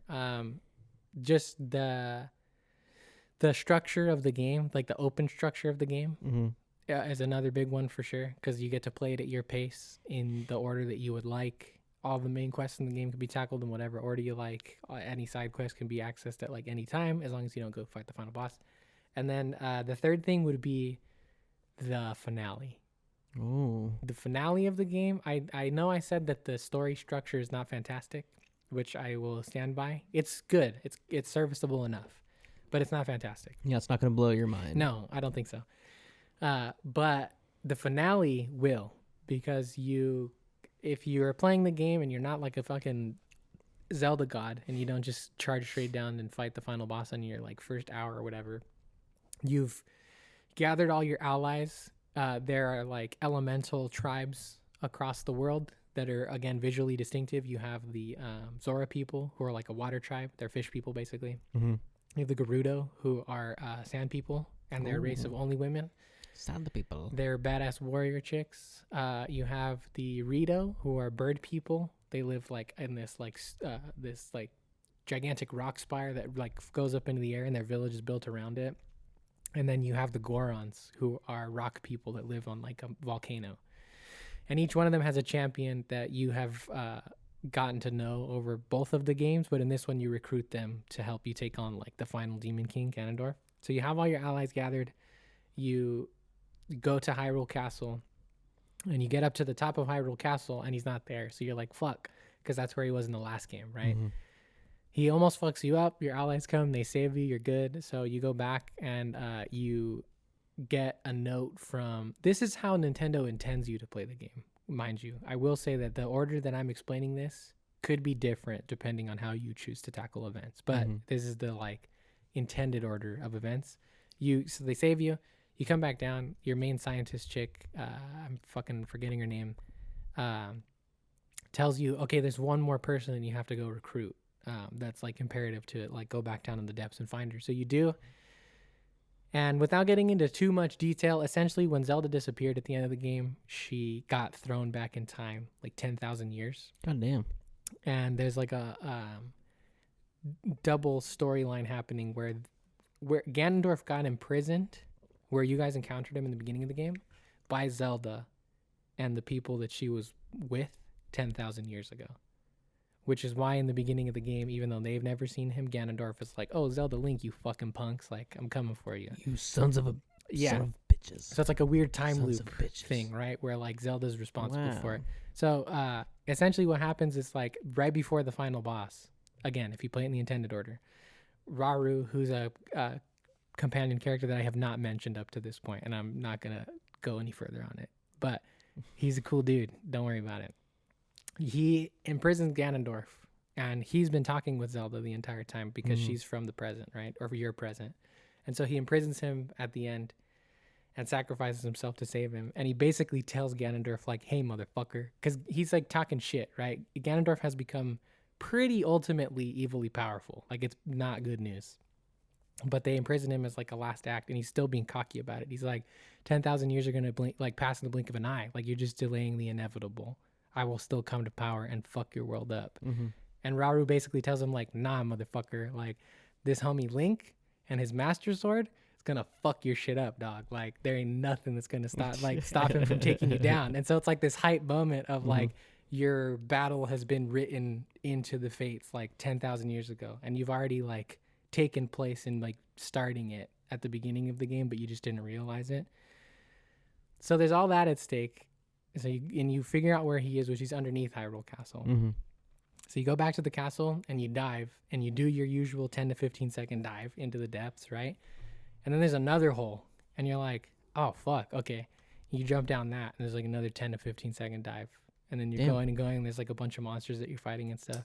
And then there's another hole and you're like, motherfuck. And then this one's longer. You go for like a cool 20, 30 seconds. And then you finally but you're like deep in the ground, right? And so you finally get there. You take on like a huge horde, like probably like 50 to like 100 dudes in like waves. But you're like a badass at this point, so it doesn't matter. You mow down all the enemies that were giving you trouble throughout the rest of the game. Yeah. So it feels good. You get to the final boss, Ganon powers up, and there's like 3 phases to him. The first phase is great because he looks like a badass ninja. He's got like a katana on his side. And he has all the exact same moves that you do. So he ain't no fucking punk.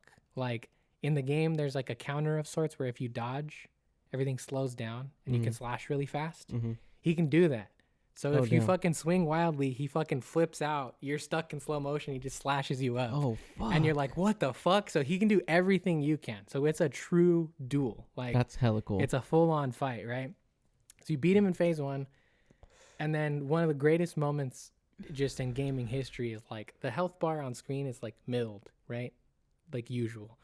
You knock him down to 0. He uses the secret stone to power up, and it goes and it fills up to full, and then it just keeps going. Oh, fuck. And it goes all the way to the end of the screen, and so it's like huge, and you're like, what the fuck, bro? And they just throw you to the wolves, and you just have to fight them again and take them all the way down to 0. It's such a good moment because you're just like, you already went through like the toughest fight in the game, and then they're like, hey, guess what? You got to do that again twice, motherfucker. So you do that. He loses again. Earlier in the game, you came to realize that if a human being swallows one of these secret stones, you turn into an eternal dragon.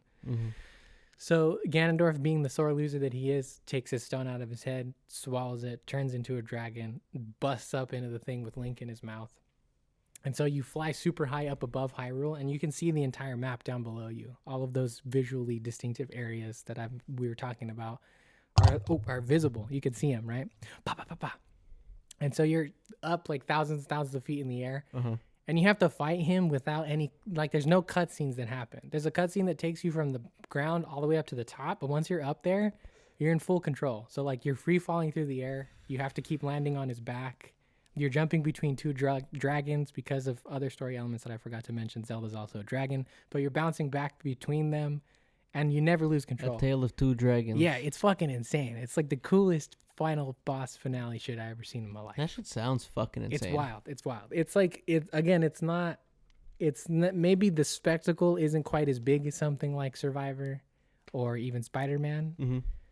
But the fact that there's control the entire time, that it never stops you for a quick time event or puts you in a cutscene for a cool looking like combo or anything like that, is just like game changing. It's totally different. That's great. That's really taking advantage of like the time that you have like in the game, you know? Yeah. And being like, we're really going to take every single moment to just be like, let me immerse the player completely into this fucking game. Yeah. Give you agency. That's the point of video games, is you get to control the character, right? So yeah, the fact that they figured out how to give you a finale on the level of other games but never pull you out of the control is just very impressive, and I like it very much. Damn. So where do you rank Tears of the Kingdom in your like ranking of like video games? This one, and I have a caveat. So this is my favorite video game, and this is just recent that I just came up with this. But this is my favorite video game of all time, very easily. But that's taking the story-driven video games that we were talking about and putting them in a separate category. Okay. Because if those are also included, God of War Ragnarok gives it a run for its money. Oh shit! Because like just that from that new like Last of Us, Uncharted's, Spider-Man's, even like that new style of like cinematic gaming, Ragnarok is unfucking touchable. Goddamn. Come at me. Nothing else is as good as that.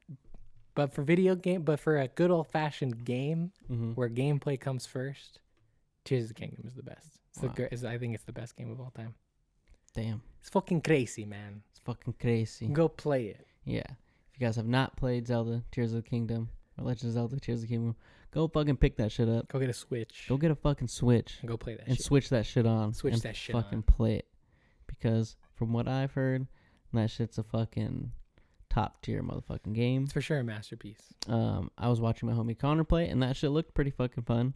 It looked something like, for me, that I would probably be a little too overwhelmed with, because it is daunting. Yeah. Yeah, just the fact that you're just thrown in and it's just like, hey, we're throwing you to the wolves. Like, survive, motherfucker. Survive, motherfucker. Figure all this shit out. I'd be like, all right, I don't know what to do first, but regardless, it sounds like a fucking great game. Yeah. So you guys should go pick it up. Again, pick up a Switch.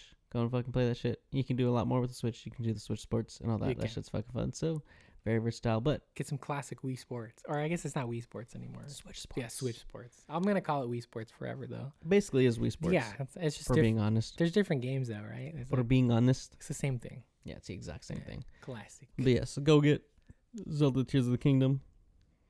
And I've seen that they're not going to do any like DLC or anything for it. Yeah, I did see that, which it's fine. I don't really care. There's enough there for you where you don't need Most you don't need them to give you more. No, this game is filled with more content than like any other game. There's easily well over 200 hours of like unique content in the game. Oh wow. Easily, yeah. Nice. Yeah, it's crazy. It's crazy. Hello. Hello there. Hello there. Hello there. But yeah, shall we move on to what would you like to move on to? I think Ahsoka first. Ahsoka first? Yeah. Okay. Because I'm real hyped about the real other hyped one we're gonna about. talk Hell about. yeah. Yeah. Yeah, guys. Last week on episode number 71, we did our episode 3 review for Ahsoka, and if you guys want to just check that specifically out, go and check that out on our YouTube.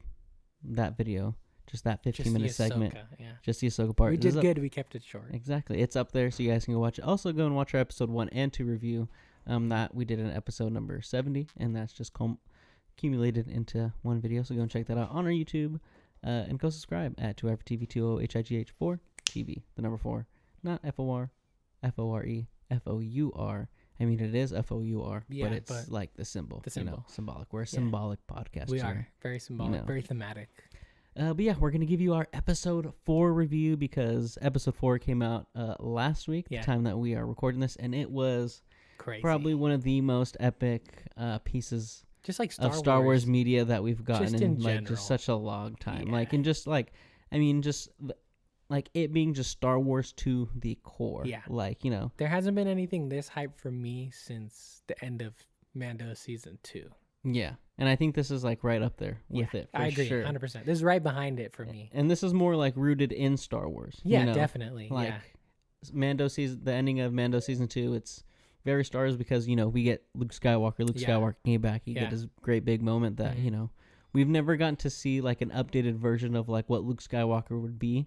Yeah, like after Return of the Jedi. Exactly. So it was nice seeing that. But this is like just straight up Star Wars through and through. This gives you prequel vibes. Exactly. It gives you classic vibes. It gives you Clone Wars vibes. It gives you everything you want. Gives you all the vibes. It's awesome. But yes, in episode 4, we basically pick up right where we left off in episode 3. Yeah. Ahsoka and Sabine What's and the planet called? Huyang. Yeah. They all are stranded in Cetos. Cetos 9, right? Yeah, exactly. Cetos 9 or something like that. They're in the forest. They're trying to get their ship up and running, trying to get the comms up and running so they can contact Hera and all them to see if they can get some backup. Yeah. But it's not working out, so they're out there.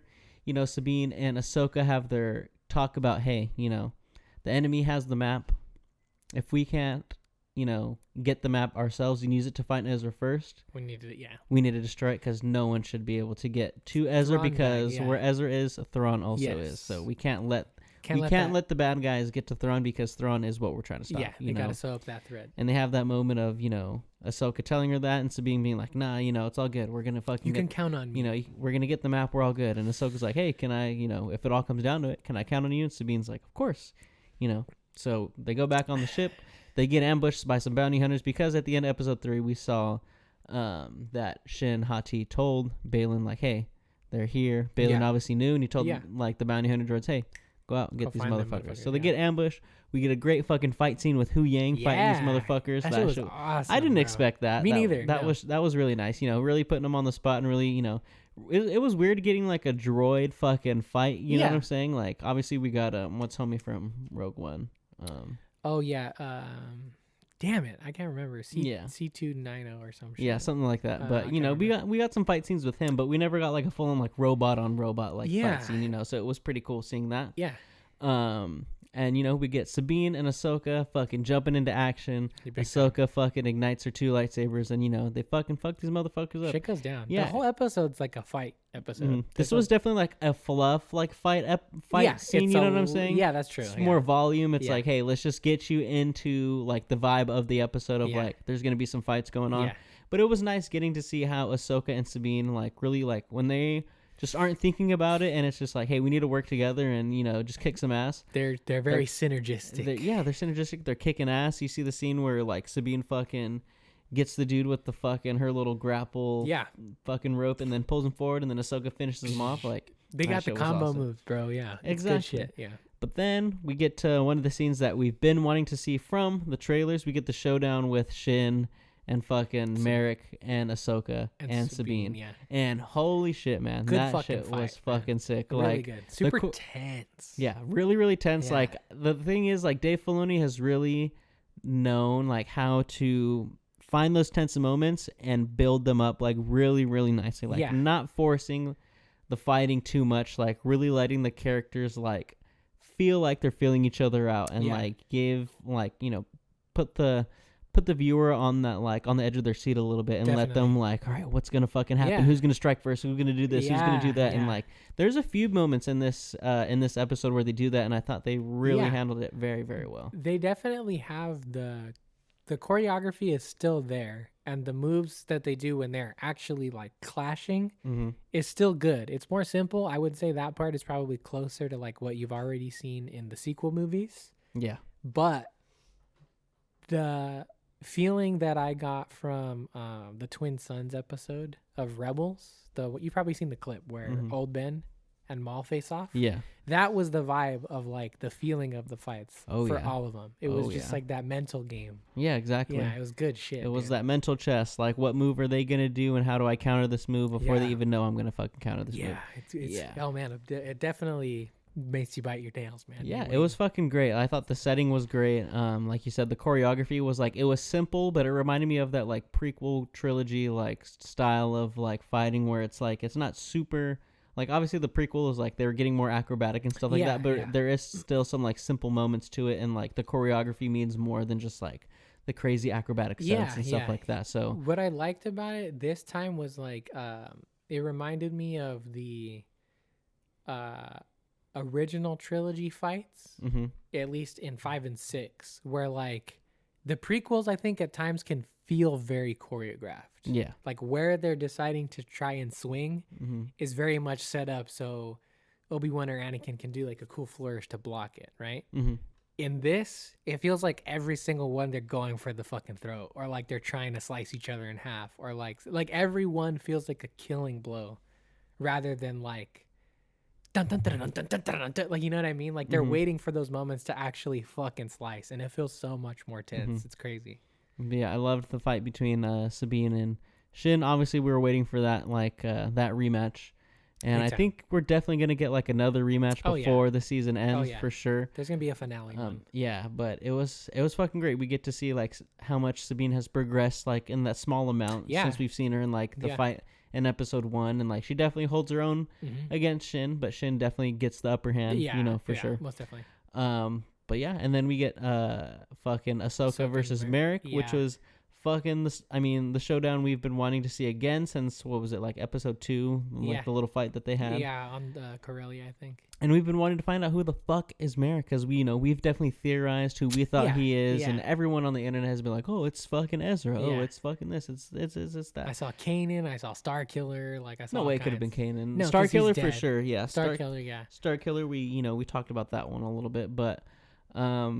Yeah, that fight was awesome. I liked the the cameras were really like right up in front during those fights, just like really tight, you see really the sweat on their brow. Exactly, and I like that. I really like seeing the clash of like the two colors and stuff like that. I always think that stuff is really cool. Yeah, definitely. But yeah, that fight scene was really awesome. How do you feel about the resolution of that fight, the reveal that happens? I like it because the resolution, like you were saying, it was very much like the Darth Maul and the old man, like Ben Kenobi fight. Yeah. When, it's not too, there's not too many swings that go down instead of like 2 hits and like you're down. Yeah. And this one reminded me a lot of that because, you have fucking Merrick who's starting to spin his lightsaber and, Ahsoka's like, all right, let me just, Ahsoka's like, let me just take a step back. Let me read this and let me just get the perfect hit. Boom. One hit, he's down.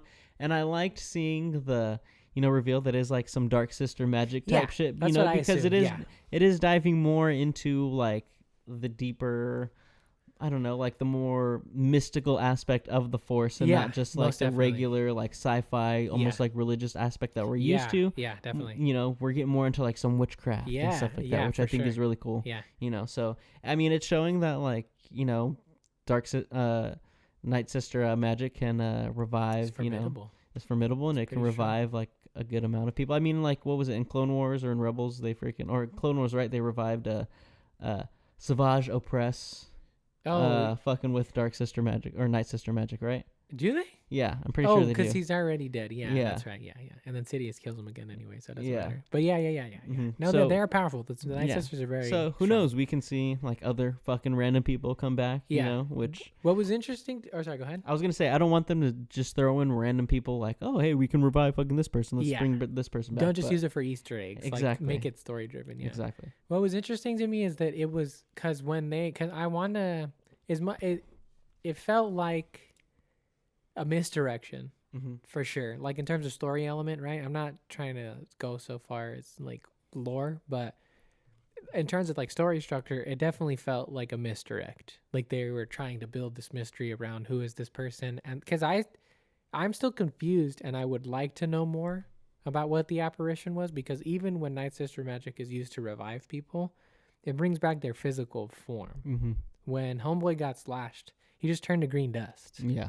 Like when Savage gets killed, like his body is still there with a lightsaber hole in it, So like, can they just make like apparitions that can be physical? Like, is it a clone? Is that an actual person that she's like telecommunicating through the Force from somewhere else? You know what I mean? Like, I think there is still some mystery behind it that I'm curious to see if they're going to just leave it as like, haha, yeah, we fooled you. That guy didn't mean shit.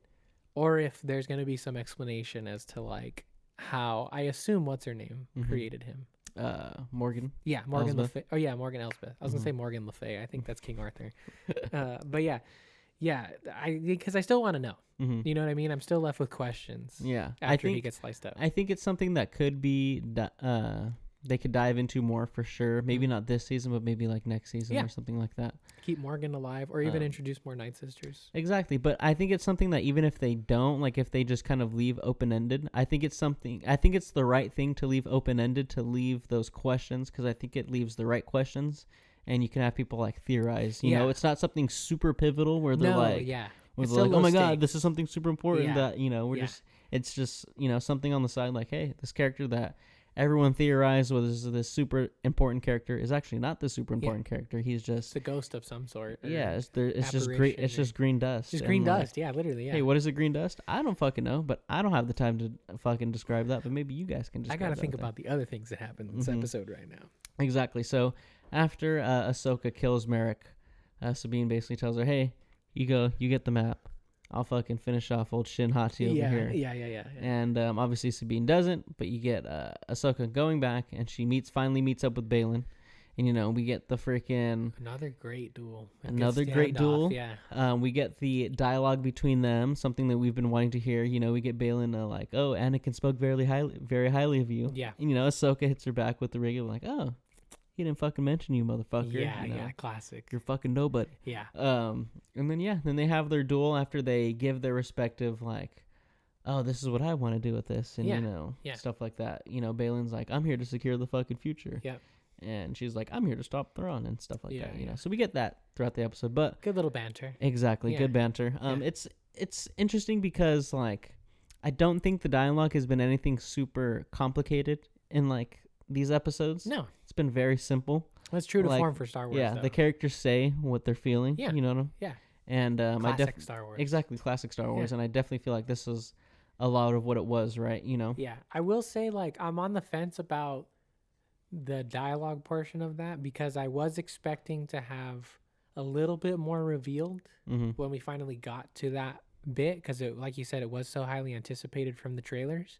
It was more or less what you saw in the trailers. Yeah, exactly. There's not any big thing that Balin says that's like a grand reveal or anything he's like oh, that. I'm working for this person or that. You know, you just, get to see the fight, which again is really good, but it's more vague references of like, hey, this is kind of what we want, but we're not going to reveal to you exactly what we want. It's stuff you kind of like already were thinking. Exactly, which is stuff that I still want more of. Like, I want them to dive a little bit more into like the, you know, what's driving Balin and Shin to work with Morgan and work with and try to get to Thrawn, you know, because obviously, like, he doesn't want anything really to do with Thrawn. It's like, hey, I need to get to Thrawn to put my plans into place. But it's like, what are those plans that you fucking have? You know, oh, I want power. But what power do you want? Like, you know, what do you want to be able to do? And what happened to you in your past to, you know, obviously you are a former Jedi. You talk about being in the Order. Oh, everyone in the Order knew who Anakin was, blah, blah, blah.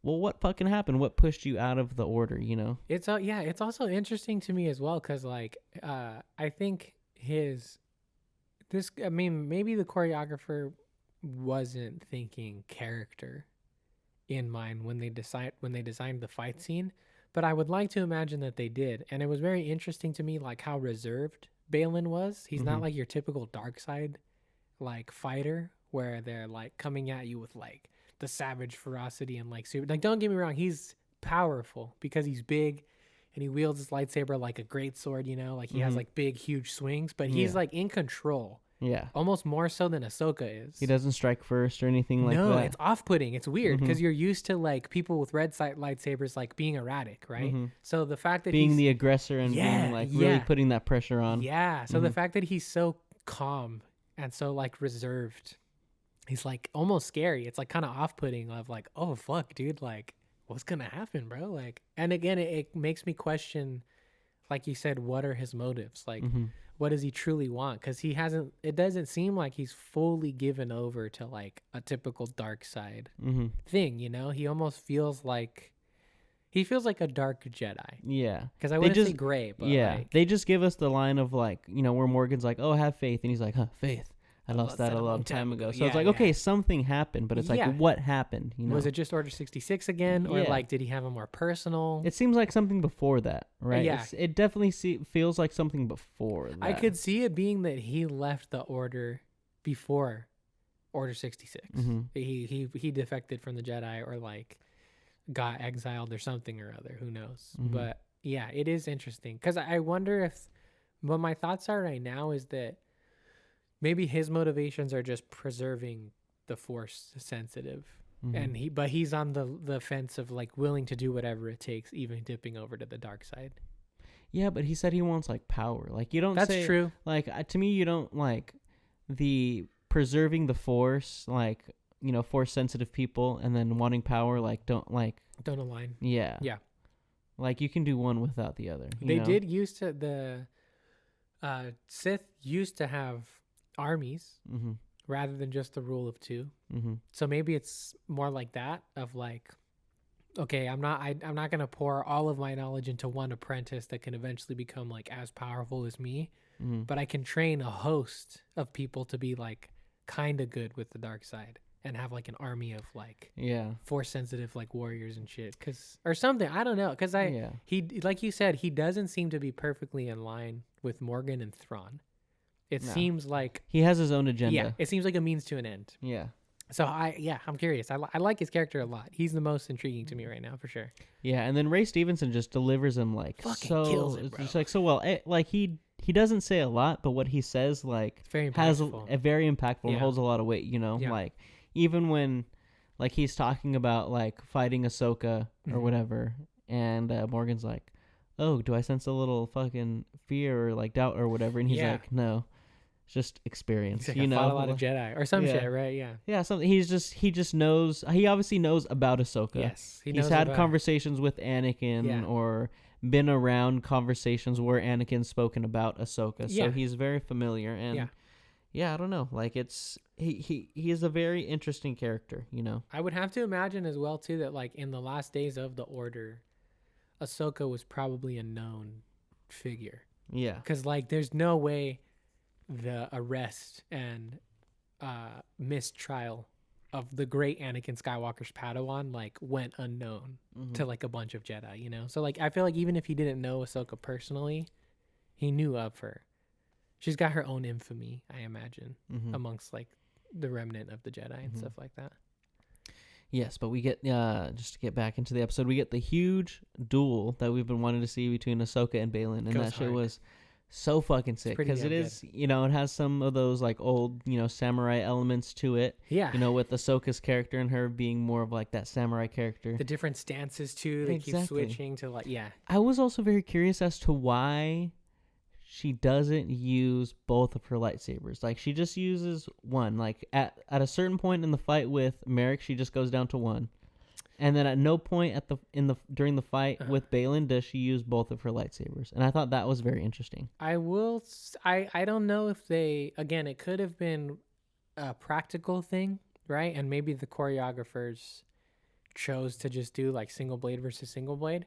But Dave Filoni also knows like all the ins and outs of Star Wars lore and stuff like that. And like there are different styles of lightsaber fighting that are like better for certain situations. So it could just if we're searching for like a lore reason, it could just be that like the double blade is not good enough to fend off against like his like bigger, heavier shit, you know. But it's like even in like Clone Wars and stuff like that, she always uses like her double, you know, no matter what, you know. Even when she was fighting like Darth Maul with Darth Maul's like double bladed, she was just like, you know. It could have just been choreography then. Maybe but it's like you don't. To me, like she has such an iconic fighting style. Like you don't not use it for a reason. What I will say though is that they did give us the most iconic thing about her fighting style in that scene, which is she finally turns the saber around. She's been using regular style. Yeah. And in this fight, that fucking got me hyped. Is when she fucking does the flip and it's backwards. I was like, ooh, fuck yeah. That's the Ahsoka stance right there. Exactly. But like still, like just the not doubles, both. Not using the two. Like I think that's very like, it's like, okay, this is Ahsoka fighting, you know. But like maybe it's an honor thing. I don't know. Like again, it was just something that, like first time watching it, and even like I watched this episode probably like 3 times, and like first time watching it, I was like, why isn't she using like the two, you know, both the lightsabers? And like I couldn't figure it out. It's something that I'm still like, you know, curious about. But I thought the fight was fucking great. It lived up to, you know, it honestly exceeded the expectations that I had. Oh yeah, you know, because with like just the regular, you know, streaming TV episodic versions of like, you know, episodes of Star Wars, I wouldn't say like the lightsaber fights are always like top tier or top notch or anything like that. No, the choreography is more saved for like the battles, like the fights between a lot of people and stuff. Yeah, you don't see a lot of one-on-one stuff that's like on that level. Exactly, and I thought the choreography for this was like top tier, where it was like movie quality, where I can see this stuff like really being in the movie, like it just getting spruced up with like some, you know, movie effect money, you know, stuff like that. Yeah, definitely. I like seeing the two different fighting styles between Ahsoka and Baylan. You know, obviously I was talking about Ahsoka not using her, you know, iconic fighting style with the two lightsabers, but their two styles are still very distinct. You know, he wields it like you're saying, like a great sword, like this big ass sword. Heavy swings. Heavy swings. It's never like these short, you know, like little fucking jabs not Anakin or anything versus like that. Obi-Wan. Exactly. But you know, I liked seeing him still like being like acrobatic and stuff like that. You know, you have that scene where he like slashes and like does a turn and like does a jump and like slashes again. Jumps off the rocks and shit. And I thought that was super sick. I was like, okay, that caught me by surprise. I didn't expect to see something like that, you know? It's nice to see them using like the environment around them too. Like Ahsoka's like pushing off the stones to like try and get some bigger hits. I think he like flings a rock at her at one point, you know? Like it feels like, again, it feels like they're trying to kill each other. Like it's not a duel, it's not a dance, like it's a battle to the death. Like they're trying to fucking slice each other in half, dude. Exactly. And then what I really like seeing is I like seeing them like actually like kick and punch each other. I feel like that's something that we don't ever fucking see. You know, and then we get Ahsoka doing her fucking little kick and then like a fucking jump kick, and I was like, oh fuck, that shit was awesome. The Jedi are act like that, because that's one of the things that like the coolest hidden gem of like Star Wars animation shit is that Mace Windu episode of the original Clone Wars animation. You know what I'm talking about? Yeah. When he just fucks up all the fucking things with his hands, man. Like, you know, the Jedi can fuck shit up without their sabers. Exactly. Like, it's good shit, man. It's cool. That was awesome. And yeah, the fight was super interesting. Obviously we get Ahsoka is trying to get the map because Morgan at this point is trying to download the coordinates to find Thrawn and stuff like that. So Ahsoka's like, hey, we got to stop these motherfuckers. At one point, she goes to grab the map. Yeah, she pulls it out. It stops the download of the coordinates, but it fucking burns her hand. And I was like, why the fuck did it burn her hand all fucking crazy? Because I feel like, obviously there's a flame under there, so I was like, okay, it gets hella hot. But I feel like other characters were like touching it. Well, I think it was because it was actively... it had the Night Sister magic active. Okay. Like whenever other characters are holding it, it's not in the pedestal. But she like pulled it out after what's her name put like the green fire in it and shit like that. So, but I feel like even like after like Sabine doesn't even show up that too much like later, and Sabine just like is holding it and is like, "Hey, what's up?" That's true. Got it. But yeah, again, it's like after it came out of the pedestal. That's true. She pulls it straight out of the power source. Yeah. But she pulls it out, obviously burns her hand, freaking throws it down. Yeah. Balin's like, hey man, shouldn't have fucking done that shit. And starts just fucking her up, just hard, really like just putting in those heavy fucking slashes. Yeah. At this point, Shin Hati comes back and Ahsoka's tripping out. She's like, where the fuck is Sabine? Yeah. And a crazy fucking moment for me. This made my jaw drop. She literally grabs Shin with the Force and just fucking throws her into a rock. Head first, bro. I thought she was going to snap her neck, dude. Hella hard. I was like, what the fuck? No, it was scary. Ahsoka had a dark moment for sure. Yeah. And then fucking Balin gets all pissed. Yeah. And then finally Sabine comes back. She threatens to destroy the map, but obviously she's not going to do that. Yeah. Ahsoka's trying to tell her to do that. But she doesn't do it, and then Balin finally fucking knocks her off the cliff. Final blow, knocks her off the cliff. Sabine thinks all is lost. She freaks out. And then Balin coerces her into giving him the map and being like, hey, I'll help you go and find Ezra. He doesn't even have to work that hard. Yeah. Like, we're all going to the same place. Yeah. Like, let's just carpool. And Sabine's like, all right, cool. I'm down. Hands it over. They go to the Eye of Sion where Morgan Elsbeth is chilling because obviously now they have the coordinates to find Thrawn, so they just got to punch him in. And at this point, you have the Ghost ship with the X-Wing Squadron with Hera being a terrible mother and bringing her son along Jason. For the ride. Yeah, I know. Yeah, like, hey, we're going to this insane battle. Yeah. Like, you want to just come along? Like, for sure, though. I will say this is that like I don't know how hard they're gonna capitalize on it. And I don't know if they have plans to or not, but it is intentional. They're laying the seeds that Jason is also Force sensitive. Oh, 1,000%. So I think that's the main reason that they're like putting him in the middle of the action is that like whether it happens over like the hopefully future seasons of this show or maybe in like a future animated show or something like Jason Jarrus or Jason Syndulla. I don't know whose last name he took, either Kanan or Hera, but Jason Syndulla sounds a little better to me than Jason Jarrus. It's a little like Bruce JJ. Yeah. But yeah, I imagine he's going to be some kind of Force sensitive kid at some point or another. Yeah, but Hera brings her squad along. We got Carson Teeves. Is that the bearded dude, the dude who's been a Mando and stuff for a while? Yeah, he's awesome. We got him. We got a couple other X-Wing fighters in there. Just kind of throwaway dogfighting pilots. And this was a nice moment because I was like, all right, cool. They showed up. They're gonna dogfight. Yeah, they're gonna thwart the plans of the villains. So we're gonna go home and we're gonna call it a day. But nope, definitely not. Freaking they. Morgan puts the Eye of Sion into fucking hyperdrive, and it's crazy because like the sound it makes is like insane. It's like something we've never heard because all the characters too are like, what the fuck is happening? Yeah, and they jump into hyperspace and it's fucking nuts, and it leaves a big ass fucking trail. That all the freaking says the X-wings flying, a couple of them exploding. It was fucking. It's hardcore. It was fucking nuts, dude. That was. Pretty tense moment. Again, this episode I thought was probably the best episode of Star Wars that we've gotten in quite a while since the season 2 finale of Mando. To echo off of like what I've said through past episodes, like the scale of this just feels really big. Feels movie quality for a TV show, an episodic streaming show. Release, streaming show. Yeah. And that's what I've been wanting from people that have all this money, aka Disney and fucking Marvel. Like, make your shows feel big. You have, and not just like, hey, we're gonna set them and they're gonna be in fucking a million different places. Like, make the atmosphere feel, big. Make it feel like I'm watching it in a theater, but I'm just watching it at home. Give it that nice quality. Put the thought into it, and I feel like, with Dave Filoni at the helm of this, we have really felt I felt like the thought and care go into this series, like for sure. Well, I think the other thing too is that like the stakes of this show are right for that level of production, right? Because like you can't sink $1 billion into like I Am Groot or something like that, right? Like I think it depends on the project for sure. Like anything, I would say going forward, if you're listening, Disney, anything that will affect the main line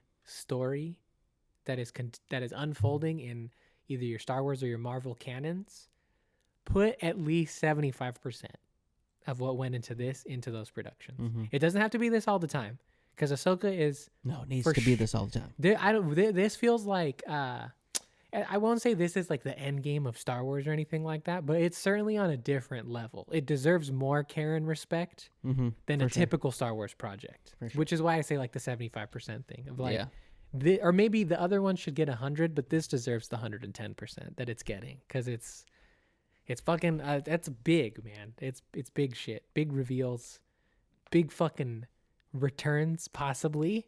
We haven't even gotten to the biggest. Oh yes, and so last episode. When they jump off into hyperspace, everyone's like, "What the fuck happened to Ahsoka?" We haven't heard anything about Ahsoka ever since she got fucking knocked off the side of the cliff into the fucking ocean. Great transition. It was insane. So we get beautiful. It starts to pan over the ocean, and you're like, okay, maybe we're gonna see the waves. Maybe we're gonna see the body wash up somewhere. Yeah, and then it literally just transition into her in what.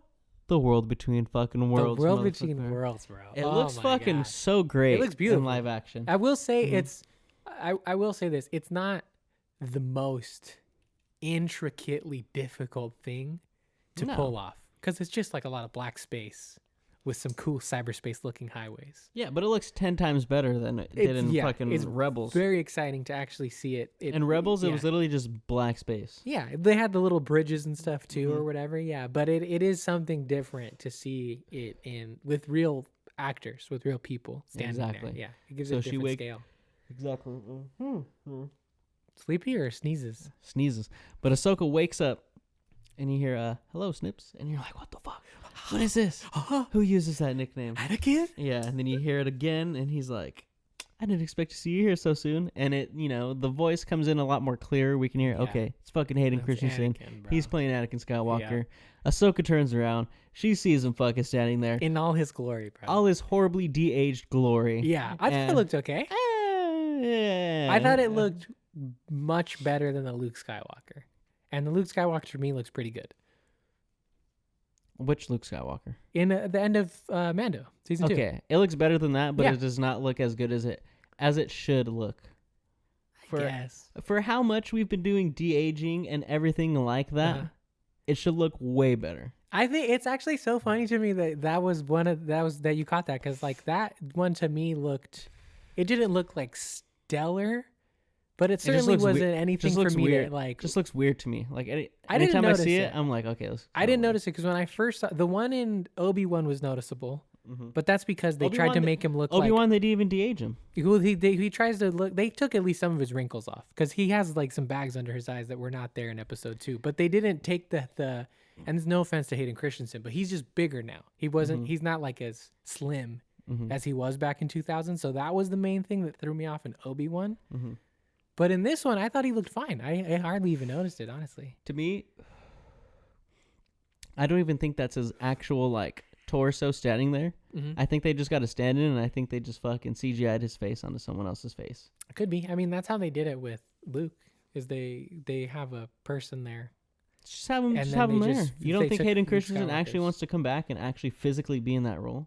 Well, I think we'll find out, right, when the behind the scenes come by, but depending on how present he is in the next episode, I have to believe that he is there in some sense or another, because the other thing too is they would need him on set. Even if they do just paste his head onto somebody else's body, they still need him on set for reference. They can't just have him in a booth behind a green screen and like paste it over. Like even with the Luke Skywalker stuff, they had Mark Hamill there, and then they had the young dude, and they would switch out. See, they could also just take fucking scenes from like Revenge of the Sith or something like that, and just paste it on there. You know what I'm saying? I mean, they could, but I feel like in that sense, it would look way more noticeable than it is now, because the AI would be working way harder to like produce a new image based off of old stuff, rather than just like pasting a younger face over him actually standing there. But who knows? Who knows? We'll find out soon enough. They always release the behind the scenes things like after the seasons are over and stuff. Yeah. I mean, I loved the Anakin reveal. I just thought it looked kind of weird, but that's just things that I noticed when I'm fucking watching shit where I'm like, oh, that was kind of weird. But I fucking loved it nonetheless. I was like, holy shit. It's beautiful, dude. We're really getting Anakin Skywalker full on back, cried, bro. I was in tears when that shit happened. It was awesome, dude. Yeah. It's fucking great. Yeah, what are your thoughts and theories as to what's going on as of now with what Anakin? Do you mean? With Anakin? Yeah. I don't know, because there is a lot that Dave Filoni can go from. I've seen a lot of things that, like, it's an Anakin from a different point in time that happened to just stumble into the world between worlds from, like, you know, a hotspot Jedi temple somewhere or whatever. Yeah. I've seen it could possibly be, like, his Force ghost, and that's, like, the in-between where, like, you know, that's, like, that's where they live. The Force heaven, you know, type of like type the world of stuff. Between worlds, yeah. I've seen that, like, he is now, like, the Mortis god, you know, and the one that's, like, the balance, and he's just chilling there. He's the father now. I don't know. Like, I really don't know, because we also get the Vader theme that plays at the end. Very ominous. So, I don't know. I think, if anything, it is going to be a version of Anakin from, like, Revenge of the Sith era, where he's kind of already turning to the dark side, and we're going to explore that a little bit, because I think that is just like the big question surrounding, like, Ahsoka and Anakin and everything like that is, like, could she have stopped it? Yeah, if Ahsoka was there, could she have potentially, you know, brought him back, you know, and stuff like that. So I think it's going to be something along those lines. What's going on with Anakin? I have no clue. I'm just happy he's fucking there. Yeah, it's good to just see his face. Yeah, if I can say anything, I think it's his Force ghost or something like that. Okay. And that's the reason why him saying, like, I didn't expect to see you here so soon. Like, maybe he's like, hey, I didn't expect you to die. I didn't expect you to die. Motherfucker, what the hell? I thought I trained you, and all of a sudden you're just out here dying on me. What the heck? You're dead. Yeah, you're dying on me. What's going on over here? You know, but yeah, I think that's what it's gonna be. I think that's gonna be his Force ghost. Yeah, and he's they're gonna touch on things that, you know, they never got to speak on because of where they left things, like, at the end of, like, that Clone Wars. Yeah, the newest season or whatever. Yeah. So, I don't know. What are your thoughts and theories on what's going on? I have two so far. Okay. And then one is thematic, which is, I think that it's just a Force apparition. It's his ghost. And it's the Force testing Ahsoka in that Anakin is her past and Sabine is her future. And so it's a test of, like, she's preaching all this shit to Sabine of, like, you need to let go of the past if you're going to be able to, like, achieve your fullest potential. But she's not doing it herself, obviously, right? So the thematic theory that I have would be that it's just Anakin's Force ghost appearing because the Force knows it's time for Ahsoka to make the decision of whether or not she's going to move on and let all that go and take on the future for what it is, not haunted by her ghosts, which is cool. I think that would be good. It'd be fine. The lore fans might not be super satisfied, right? Because you're just bringing Anakin back out of nowhere. I wouldn't be surprised if they do not explain anything about him. Yeah. If it is purely just for story and character purposes, I wouldn't be surprised if, like, you do get a lot of discussion and debate between the two of them of, like, what happened? Why didn't you do this? Why couldn't I have done that? Whatever. But at the end of it, Anakin will, like, disappear into the sunset or whatever, and you won't see it again, you know? I could very much see it being that. But the other theory that I have, if we do go a lore route, is that I think, because we know through the world between worlds you can time travel, right? That's the only reason Ahsoka's alive. So a lot of shit goes down during the Mortis arc of Clone Wars. And there's a couple times when Anakin, like, full on becomes one with the Force while he's still living and breathing. You know, he doesn't need to die to do it or whatever. So I could very much see it being that Anakin, in that time when he, like, does become one with the Force, a portion of his consciousness goes in to the world between worlds, and the Force knows and, like, indicates to him in some way, hey, Ahsoka needs you and she needs your guidance. You need to be the one to give her that information, because that to me could also work for the line read of if he just saw Ahsoka, young Snips that he's used to, the Force tells him, hey, she needs your guidance. She's going to come to you, a future version of her. And then she shows up right there because of the time travel. And he's like, oh, I didn't expect to see you so soon. That works for me too, at least in this theory. So I could see it being, because the other thing too that I noticed is there's no blue glow around him. There's no transparency. There's no aura. He doesn't kind of look like, he kind of has like a bluish glow to him. I didn't watch the whole episode twice, but I did go back and pause, and I only saw the hue of the light, like panels that they're standing on. It was for sure nowhere near the level of effect that they usually put on a Force ghost. If they were trying to portray that he was a Force ghost, they did it super, super subtly, in my opinion. Yeah, but I would say, like, even if you go to whichever one in the sequel trilogy where Yoda shows up, he's not even like super transparent. Homeboy's blue as fuck though. Not see that's the glow of the world around them. That's not Force yeah, Ghost. I could see that. That's not Force Ghost. So that was the other thing that threw me off, is he looks physical. He doesn't look ghostly. That looks so bad. So I don't know. It's weird.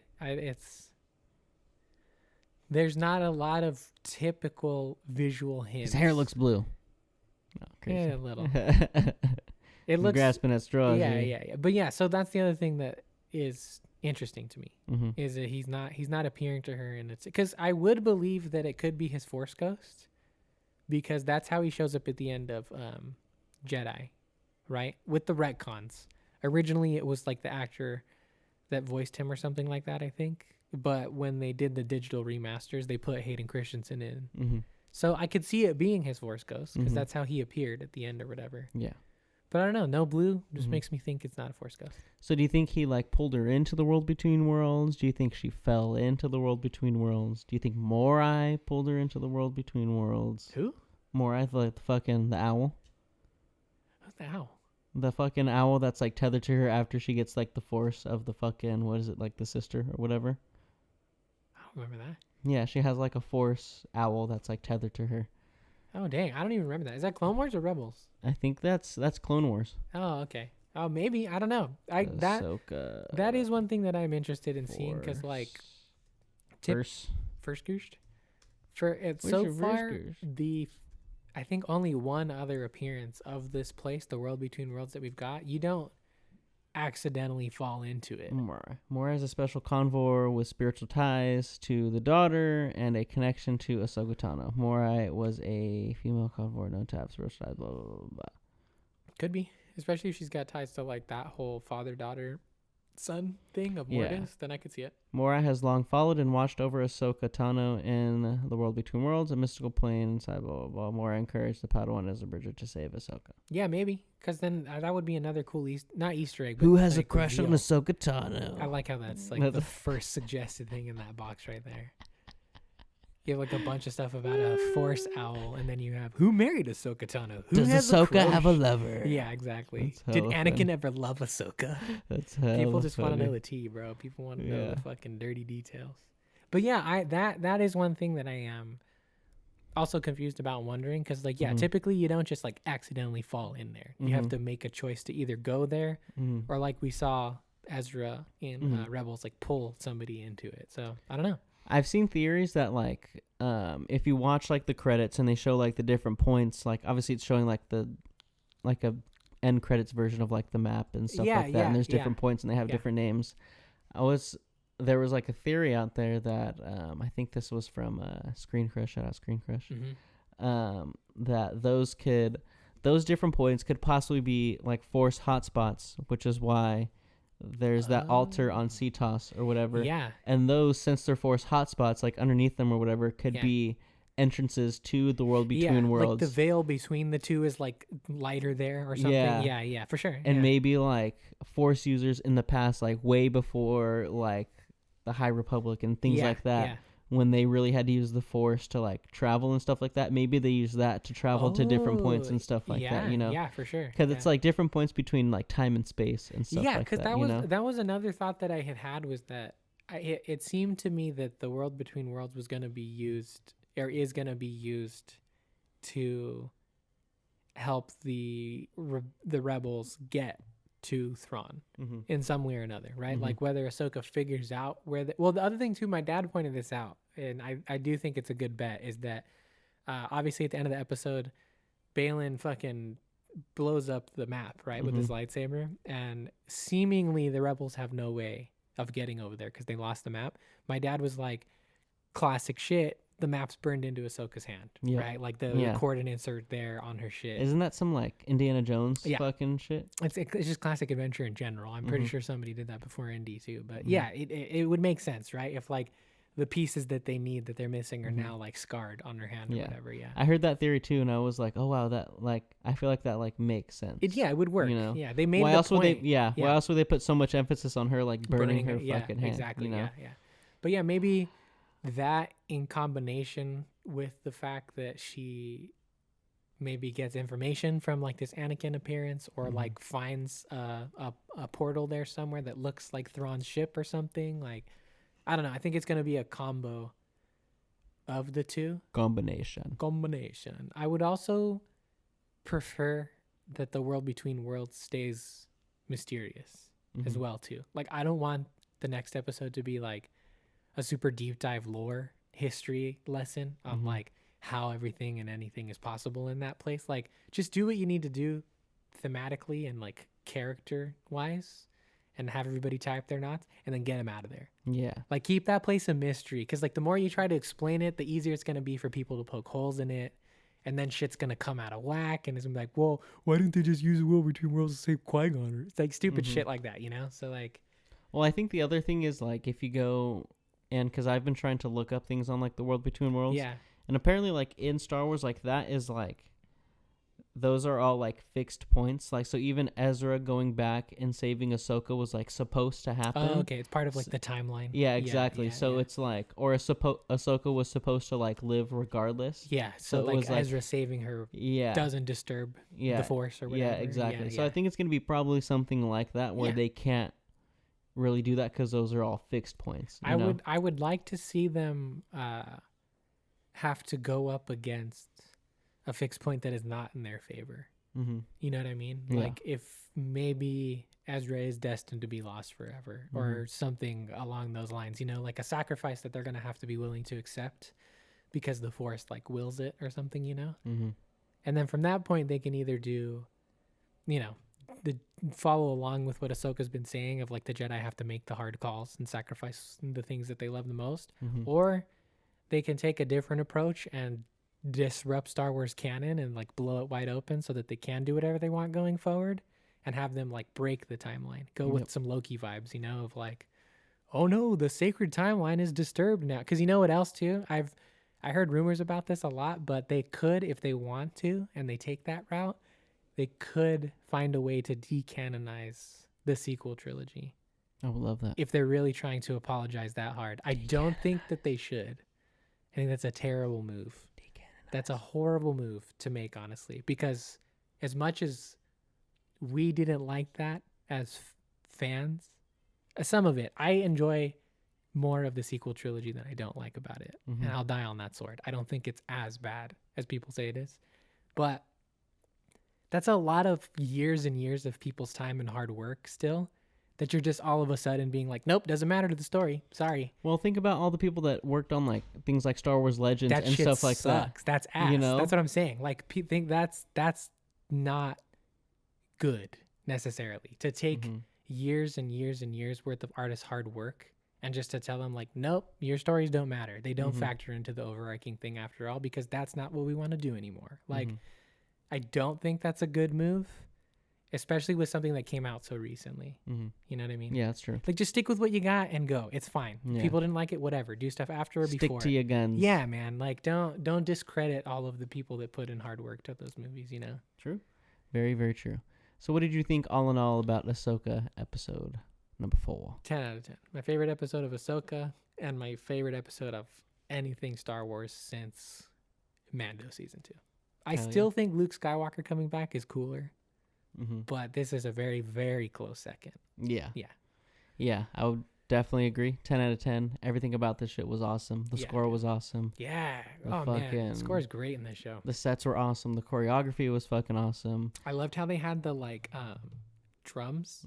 Like they'd be standing there and it's like dum, dum. Yep. Like those, like, oh, it feels so good, man. It's awesome. And I like that this finally felt like a full episode. Like there was a conflict that the main characters were like faced up against. Yeah.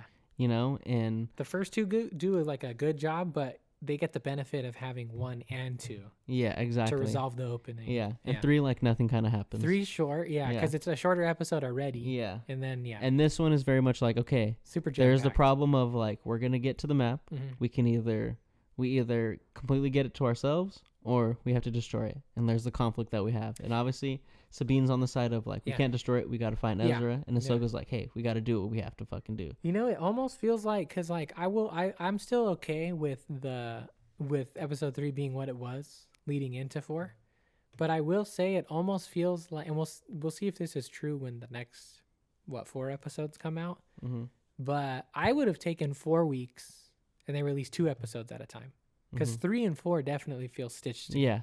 They should go together. Yeah, in the same way that 1 and 2 feel stitched together. Yeah, right. So like, maybe that's a strategy going forward for Disney. I don't know if they would do anything like that, but if they're making their arcs these like part 1 and part 2s, that works for weekly television that runs for 26 episodes. Yeah, right. Because in the middle of a bunch of filler, you can have like a little arc.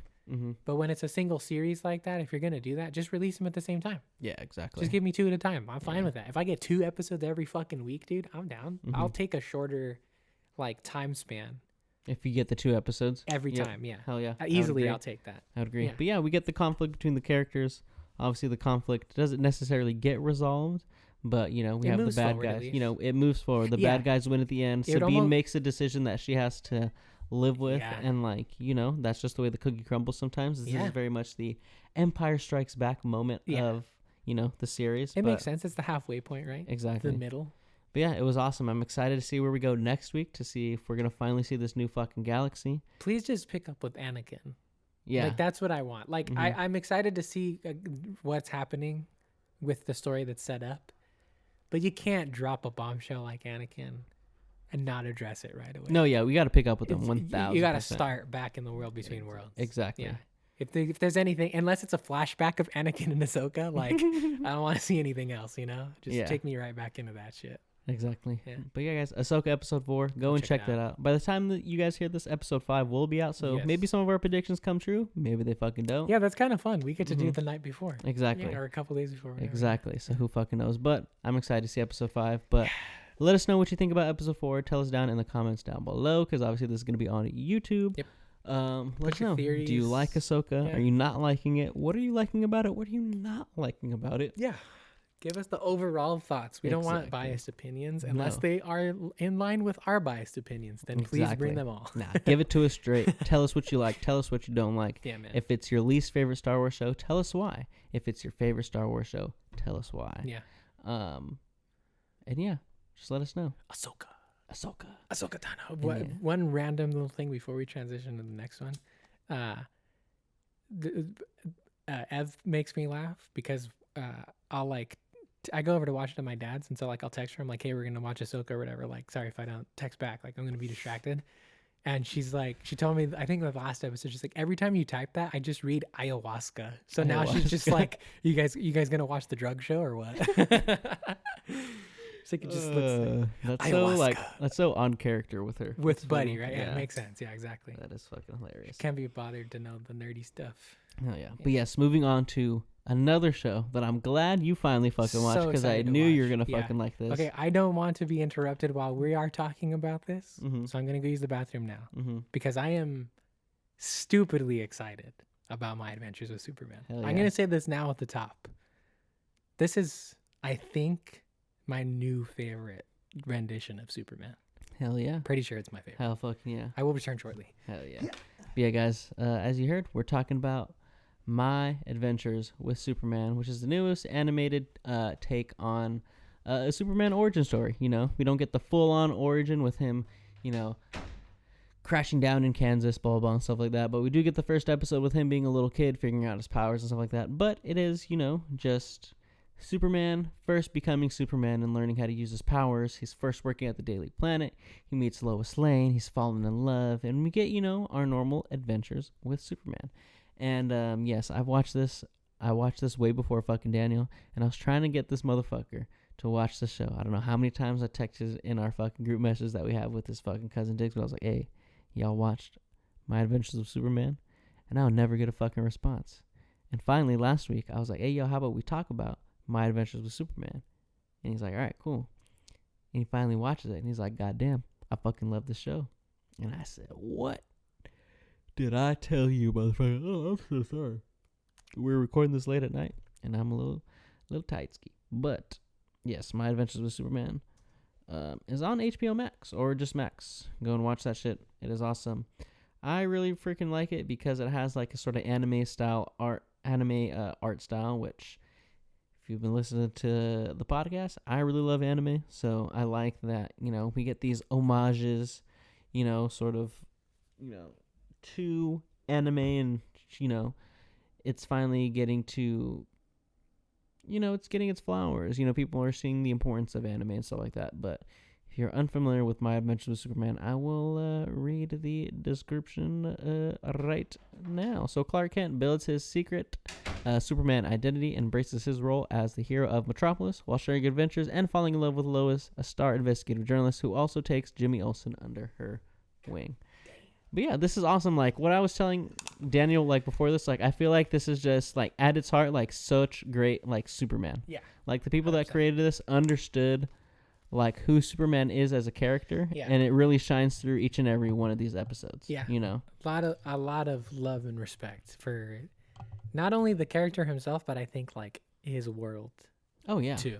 Like, yeah, it's crazy. And it was a nice like take on the world. Like I was saying, there's a nice like anime spin to My Adventures with Superman, which I really love. It's not overly trying to be anime. No, but there's a lot of homages and a lot of inspiration taken from anime that you can see. I think more than anything, you feel it in the animation style, because I would say that the fight scenes are very anime, not over the top, but they're not like the old Justice League cartoons that we used to watch. No, they have like the impact and the speed of like an anime fight. They're like anime, but mixed with like the DC like the animated Justice, version, like the movies. Yeah, exactly. Yeah. And then I would also say that you see a lot of the anime influences in the character relationships more than anything. Exactly. Because would you like another beverage, sir? Yeah, I'm down. Yeah, fuck it. I'm going for 15% today. 15%. We already did. We did 2.5. We got to add that last one. Fruit punch or tamarind? I'll try the fruit punch. Might as well get through the whole variety pack, Exactly. The tamarindo was really good. Right? Yeah, it was really good. That was delicious. Fucking solid. Yeah, but more than anything, in the romance is where I felt the anime cheese, of like the rosy cheeks, of like the big like kind of moments and stuff like that. That's where I felt it the most, I think. Cheers, my good sir. But it worked. It worked good. This one's dangerous. Right? Yeah. They all are, honestly. They all taste just like the regular Jarritos. It's crazy, Yeah, but that is one of the strongest aspects of the show to me that, like, I've never seen represented nearly as well in any other, motion picture media, whether it's, like, animation or movies.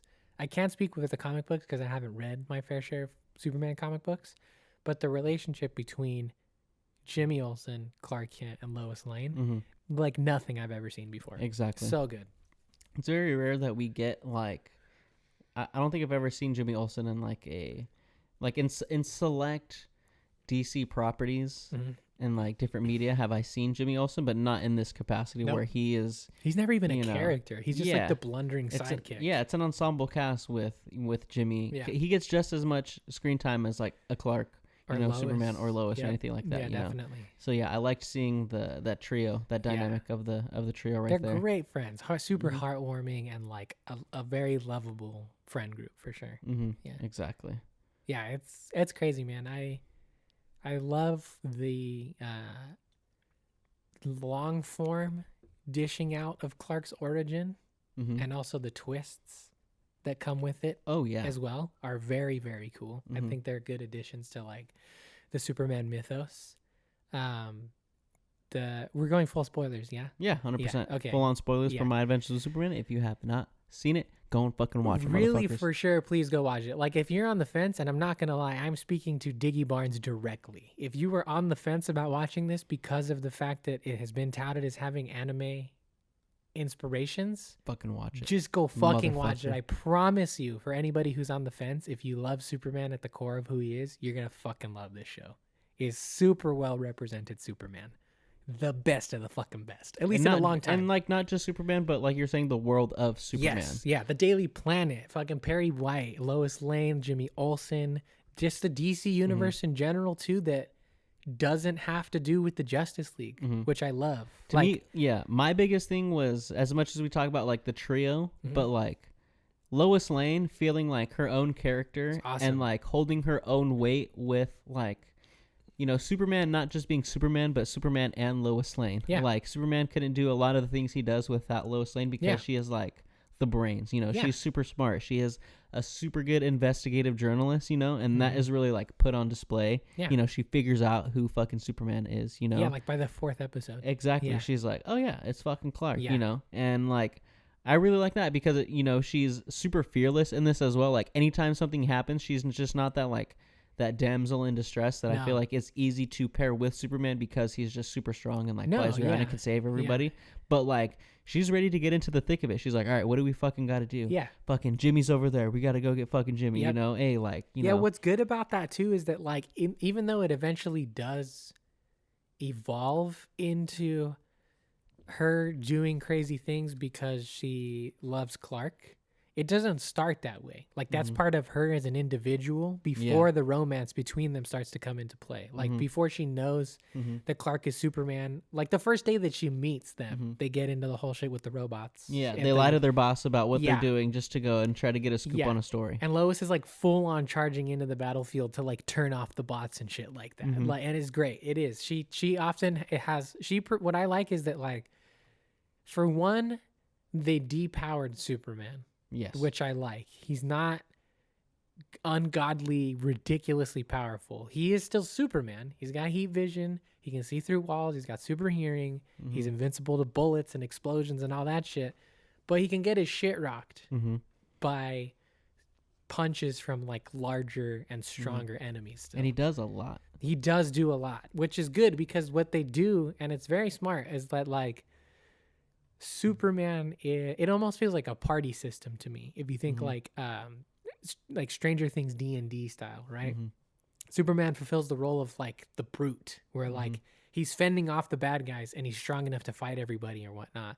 But then Lois is like the problem solver. Like Clark can fight and he can hold his own for a long time, but unless Lois comes in and figures out how to stop those things, he's not going to make it out. Yeah, he's the brawn and Lois is the brains. Yeah, it's a really, really good dynamic between the two of them. And Jimmy fulfills that role at times as well, too. Like, what's good is that they pass that baton back and forth between Jimmy and Lois if they're not already working together to solve the problem for him. Clark is just a farm boy. He is, what's great is it's like they get him so fucking right, dude. Like, it is ridiculous. Jack Quaid is tied for Christopher Reeves. I can't say he's better. I can't do it. I couldn't bring myself to say it just now. I was almost going to, but I can't do it. But for me, Jack Quaid is tied. And the way that they wrote him in this, these are the best two fucking renditions of Superman I've ever seen. He is so good. Like, as much, like, I told you, like, I am still reserved on him because, like, sometimes the voice doesn't fit, you know? That part I get. But that's not his fault, you know? But, like, the performance that he gives, he fucking kills takes it, bro. He kills it. Oh, my God. And, like, he's wonderful. He's wonderful. He's just, like, he's an all-around good actor, like, first of all. Yeah. And then to get someone of that caliber to really like knock it out of the park in like a voice acting gig, he, like I said, he just knocks it out of the park. It's fucking ridiculous. Like, I was rewatching a lot of the episodes today, and I was just like, again, just like blown away by like, as much as I am not sold on like the voice, you know, because like it's just the register. He's like, at times he's a little bit higher pitch. Like, I will say, he's what, 22, something like in that. this. So I will say that like it from a artistic standpoint, right? Typically 22-year-olds' voice have gotten as low as they're gonna go. Yeah. But in animation and storytelling for animated characters in particular, I can buy that Clark Kent would still have like a more boyish register as a 22-year-old Superman. It fits with like his energy. I will say the other thing, I think we're also just used to like having Superman that have just like a deeper, you know, you got your Henry more Cavill, more grizzly type of voice. Christopher Reeves. All the other animated versions are usually like heftier, a little more father type, you know. Whereas like he does give off that like early 20s, you know, still figuring out the world type shit. What I like about it is that the old Superman voices, the old style of Superman voice, made me feel outcasted farm boy with good manners from the 40s and 50s, right? Like that bigger voice of, hello, ma'am, how are you? Blah, blah, blah, or whatever. I still sound like Jack Quaid, but that reminds me of like an old school Superman. This feels like an updated version of an outcasted farm boy.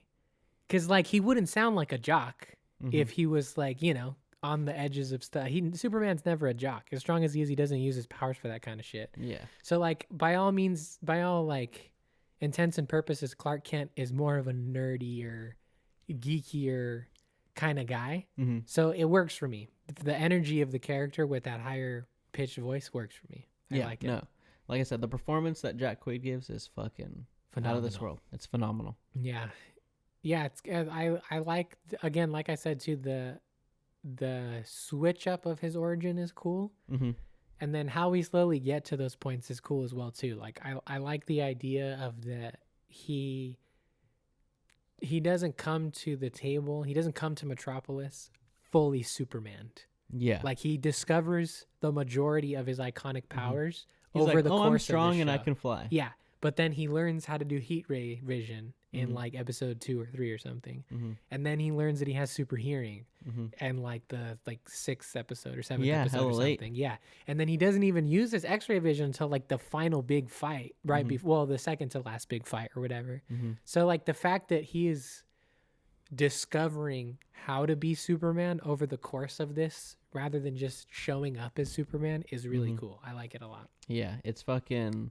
Yeah, I like that a lot too. Like, a lot of the times we get this Superman that just knows how to do everything already. Yeah.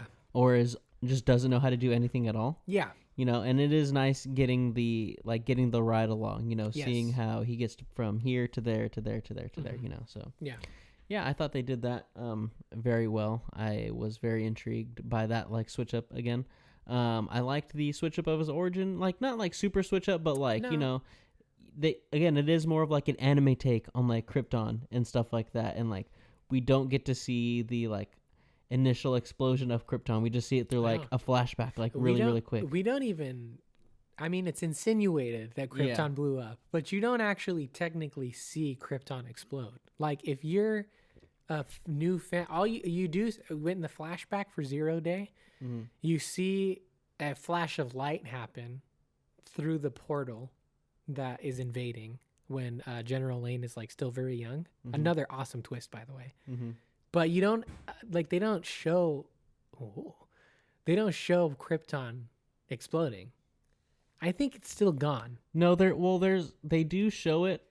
There is a point where I think he's like trying to figure, like Clark is trying to figure out who he is, and so he goes back to where like the site is and where all that shit is, and like the Zora like takes him, like whatever that is. I don't know if it's like the hologram and shit like that. Like it takes him, it shows him like a memory of that shit. And he's like, happening. And he's like, oh, who are you? Like, are you my are you my dad? Yeah. Okay, yeah. So it shows that, but but there is still there's a larger number of Kryptonians alive than typical. Yes. Like more Kryptonians made it off of Krypton in this rendition than usual. Yes. It's usually only Clark and then Zod and his lackeys or whatever. And then Kara. That's true, and Kara, yeah. But yeah, in this it seems like there's a whole fleet of them at least still of them alive, and they're fucking awful too. They're like villains. It reminds me. It's actually I thought of this today when I saw it because I just learned of that information today. Right, it doesn't get revealed to the end of the season. It feels very full circle to me because in the same way that like Goku is very Superman inspired, right? The last surviving son of a dying like planet or whatever. To me, it feels full circle in that the thing that they added on Goku's was that he was actually sent to the planet to destroy it. Yeah. Is now in Superman's origin because we find out in this that like Krypton is like a warrior race. It feels very invincible as well. We honestly still don't even know, like, really, because, like, the whole time Zor-El's, like, trying to talk, like, he's talking in Kryptonian. So we don't even really know what he's saying. That's true. We're just led to believe, like, I think that's the thing. Like, I think we're led to believe this, but we still don't even know, like, the full story. Yeah. We don't even know who came to invade 22 years ago. Yeah, it definitely depends on how much they stick with Zod's origin story. Because, again, full-on spoilers, but the very last thing you see is Zod, right? With Brainiac. With Brainiac? I think that's what people are assuming because he has, like, his symbol. No, that's Zod, bro. No. There is Zod, yes. Yeah. But there's, like, the dude who has the triangle head or whatever? Or, like, the 3 spikes? Yeah, they're saying that's Brainiac because on the top of his head, he has, like, the circle with the line with the other circle with the line with the other circle. Let me just say this. If Brainiac is working for Zod, then Brainiac better have, like, an overarching plan to, like, undermine him. I would assume so. Because no fucking way Zod is like overpowering Brainiac. Nah, I wouldn't. I would think there Brainiac's has to be. plan, right? I would think there's an overarching because he is like an artificial intelligence that just like likes to like learn. So I assume he's probably taking a scene where he's like, oh, I'm just gonna figure learn this out or whatever. Yeah, just gonna figure this shit out. But anyway, it depends on how true they stick to Zod's origin, right? Because typically when they realize Krypton is gonna explode, Zod rebels, and he's like, fuck the rest of you, like I'm gonna do my own thing. So I could see it being that like Zod got word that Krypton was fucked and was like, we need to find a new home planet, we're gonna invade whatever we can until we find it. So it's like a faction of the Kryptonians, right? But if that's not the case, which again I would be down for the twist of if the Kryptonians are like a planet conquering species, then it feels very invincible or very Saiyan to me. It feels like, again, like that full circle. It's like not a backwards, but like it's taking back, right? From like what it inspired so long ago in some way or another. It's taking inspiration from the inspiration. Yes. Yeah. Which don't get me wrong. There are other Japanese myths that also influence the like child from another world type of thing or whatever. It's not purely Superman inspired, but you can't tell me there's not a little bit of influence in there. Probably. Yeah, a little bit of Superman in there. Probably. But yeah, it's really good. I like it a lot. I that was one of the things I wrote down was that I like that Jor-El is kept mysterious, that you don't understand anything he says aside from the select few, right? Like, he says my son live. That's it though. Like that's about it. So I like it a lot. For one, it makes sense, right? Because why would a planet millions of light years away speak English? Yeah. But for two, it just adds to the mystery of the whole planet and the whole species in general. Yeah, it works 1000% like with this story. Like I feel like with other Superman stories, you watch the old like Christopher Reeve Superman and stuff like that, and you watch fucking the one with Henry Cavill, and like it just kind of fits that they're speaking English, Sure. But with this, like the kind of like the take they're going on with it, the more like mystical or stuff like that. Like it fits that like I don't fucking understand you, but it also again it makes sense that they're from a different planet. They fucking speak something completely fucking different. Superman in previous movie renditions in particular, I'm thinking Henry Cavill, Zack Snyder, for sure, feel almost more the father and son and the surviving son type of vibe feels more religious. He's more like Jesus vibes. Yeah. This is a lot more sci-fi. Yeah. Like they're More sci-fi. yeah, and it's good shit. I like it. It's also not like just an excuse for him to be super anymore. You know, like in the old ones, it's like, yeah, he's from a different planet and the sun is red and this one's yellow, so he's super strong or whatever. And that's it. Don't worry about Krypton anymore. Like in this, it's like deeply, deeply tied to his motivations as Superman, and then also just the like potential consequences that has for humanity as well. Yeah, this was it was when I was watching this, like because I loved the character of Lois so much. I mean, I loved all the characters, but Yeah. before I had watched this, I'd seen all like the discourse on like Twitter and stuff like that, and people like, oh, I don't fucking like Lois. Lois is fucking blah blah blah. Too much like this or too much like that. If you don't like this version of Lois, this is fucking Lois Prime, bro. Exactly. Like, get the fuck out of here, Yeah. dog. This is what She's Lois was fucking- always meant to be. She's great. Like, yeah, this is exactly what she's always meant to be. Like, yeah, she's a little quirky, but like I think that is just the It character works of fucking well. Lois. She's also like a young Lois too. Yeah. Lois is going through her origin as well. Mhm. She's not like prime Lois yet, even though she already is. Like, exactly. yeah. But yeah, I saw some people were like, she's just fucking, she's crazy that she like jumped off the building. Like, what if she wasn't even fucking right? It's like, Totally but makes sense. it makes sense. She is 'cause right. obviously she figured it out. she knows But she's also you right. watch like the classic Superman, and Lois does the same fucking thing in that. It makes sense. No, She does the same it's a exact thing solid in that. move. It's a solid move. Yeah. It's a solid fucking move. That's just people complaining.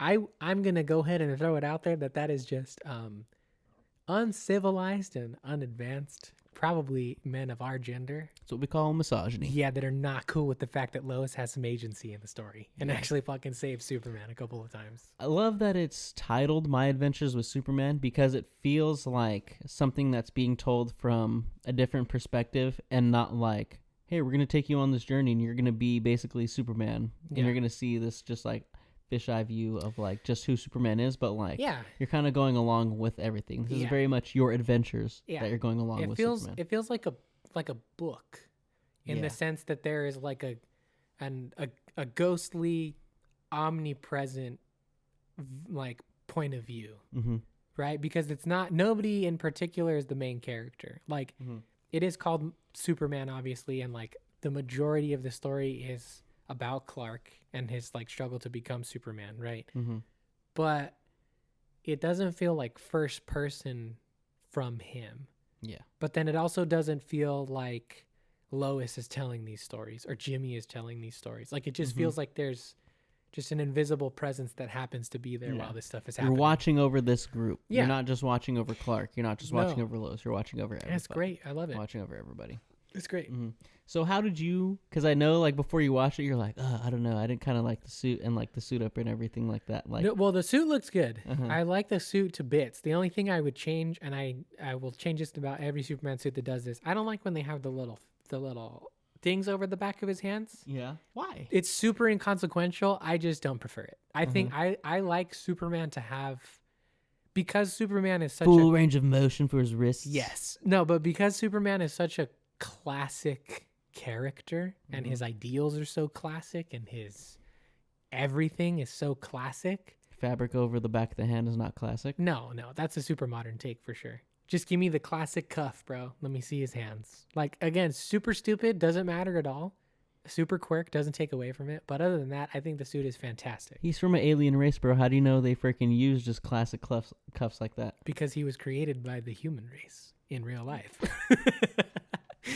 No, I can buy it. It's just, like I said, it's from our history, right? Without the lore standpoint, it is a modernization of the suit that I think is like pretty unnecessary. Like to me, it's like as much as I like the Homecoming suit, I can agree with you that it just has too many lines. Like it's just these random little things that they add to this suit that are just like, look, it's more intricate now. So is like the suit just a part of him now? Because it just like appears on his body? That part I don't like. Thankfully, they only do it once. Every other time he comes out in the suit, which is good. Well, he always like just has it underneath. Yeah. But that's what I'm asking. Like, is it just on his body now, and that's just like a part of his body? Can he take it off? I hope not, because I'm down with the S. They did this in Man of Steel already, right? But it's here again of like, I'm down with the S being Kryptonian.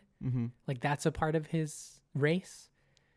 I don't like the idea of like it's like a metaphysical thing. Because the other thing too that I love so much about like the classic take of Superman is that Ma Kent sews his Superman suit from the cloth that he arrived in.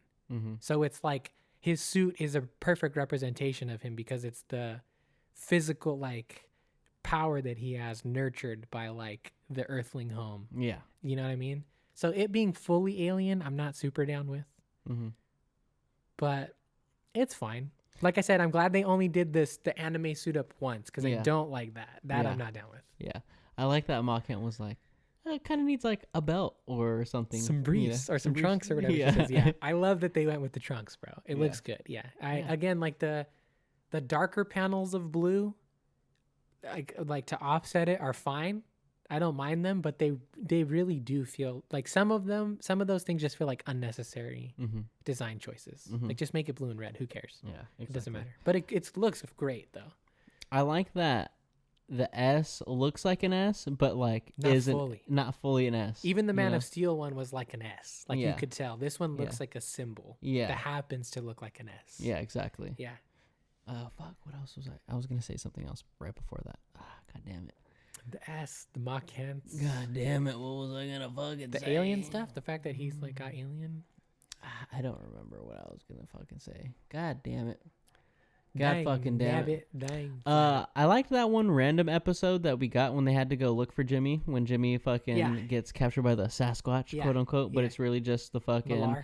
the French fucking the French gorilla and the German fucking the German brains, the German robot. That was I like that too. That was a good quirky episode, and I liked I wrote a note of it somewhere that like I that was an example where I like the way they incorporated the wider DC universe into this show because they're not dropping Batmans and they're not dropping Green Lanterns or Wonder Womans or anything like that.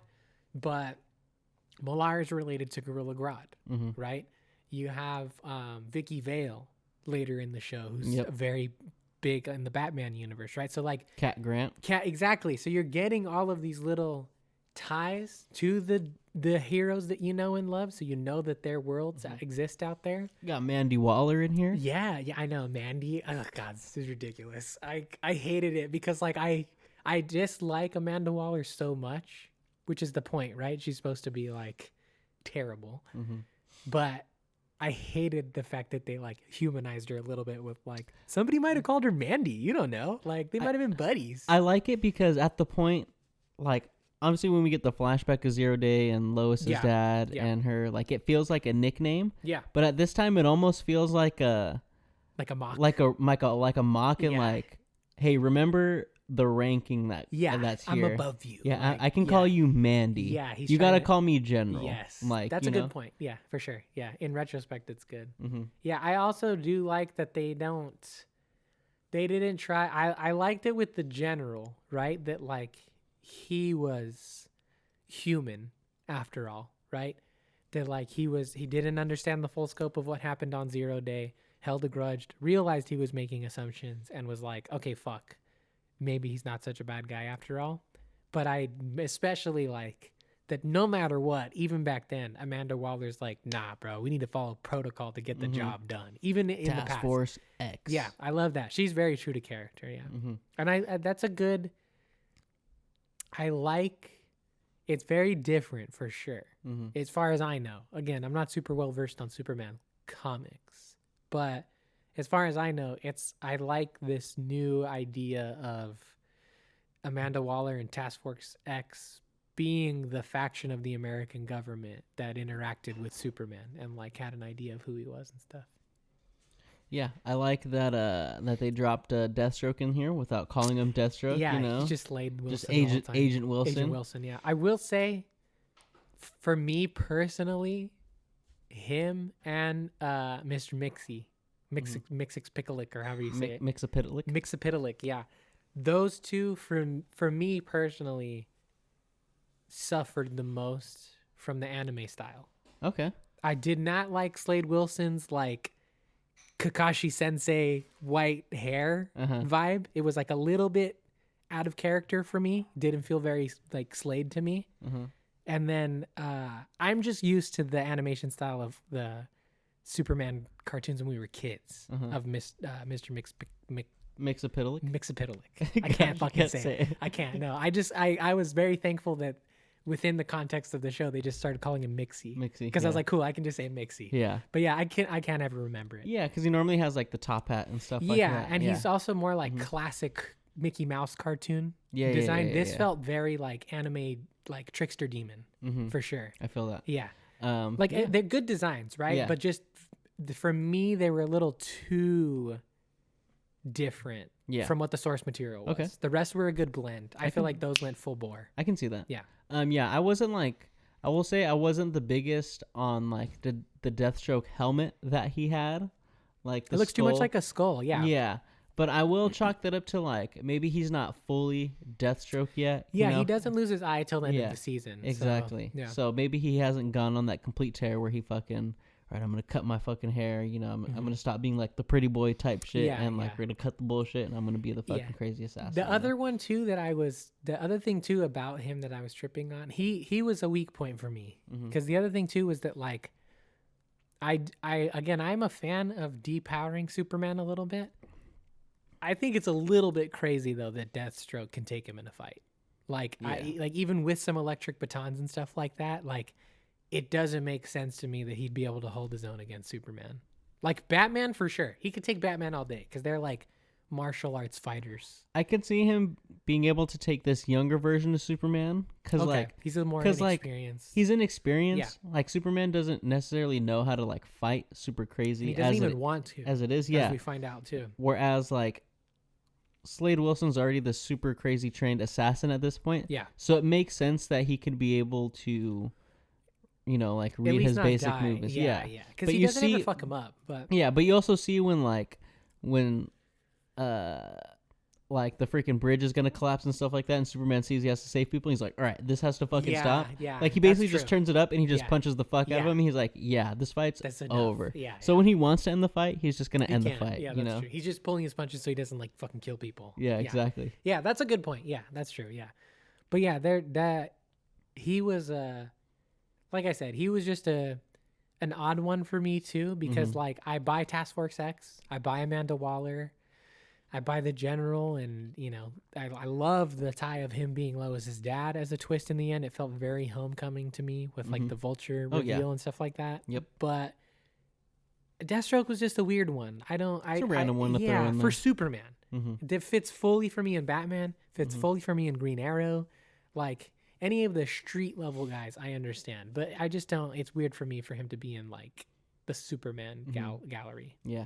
How did you feel about the League of Lois Lanes? I liked it. If the nerd in me started poking holes a little bit, where I was like, why would Lois be the interdimensional mediary between Superman's worlds? Like, I understand it from a character standpoint because Lois knows Superman better than anybody else.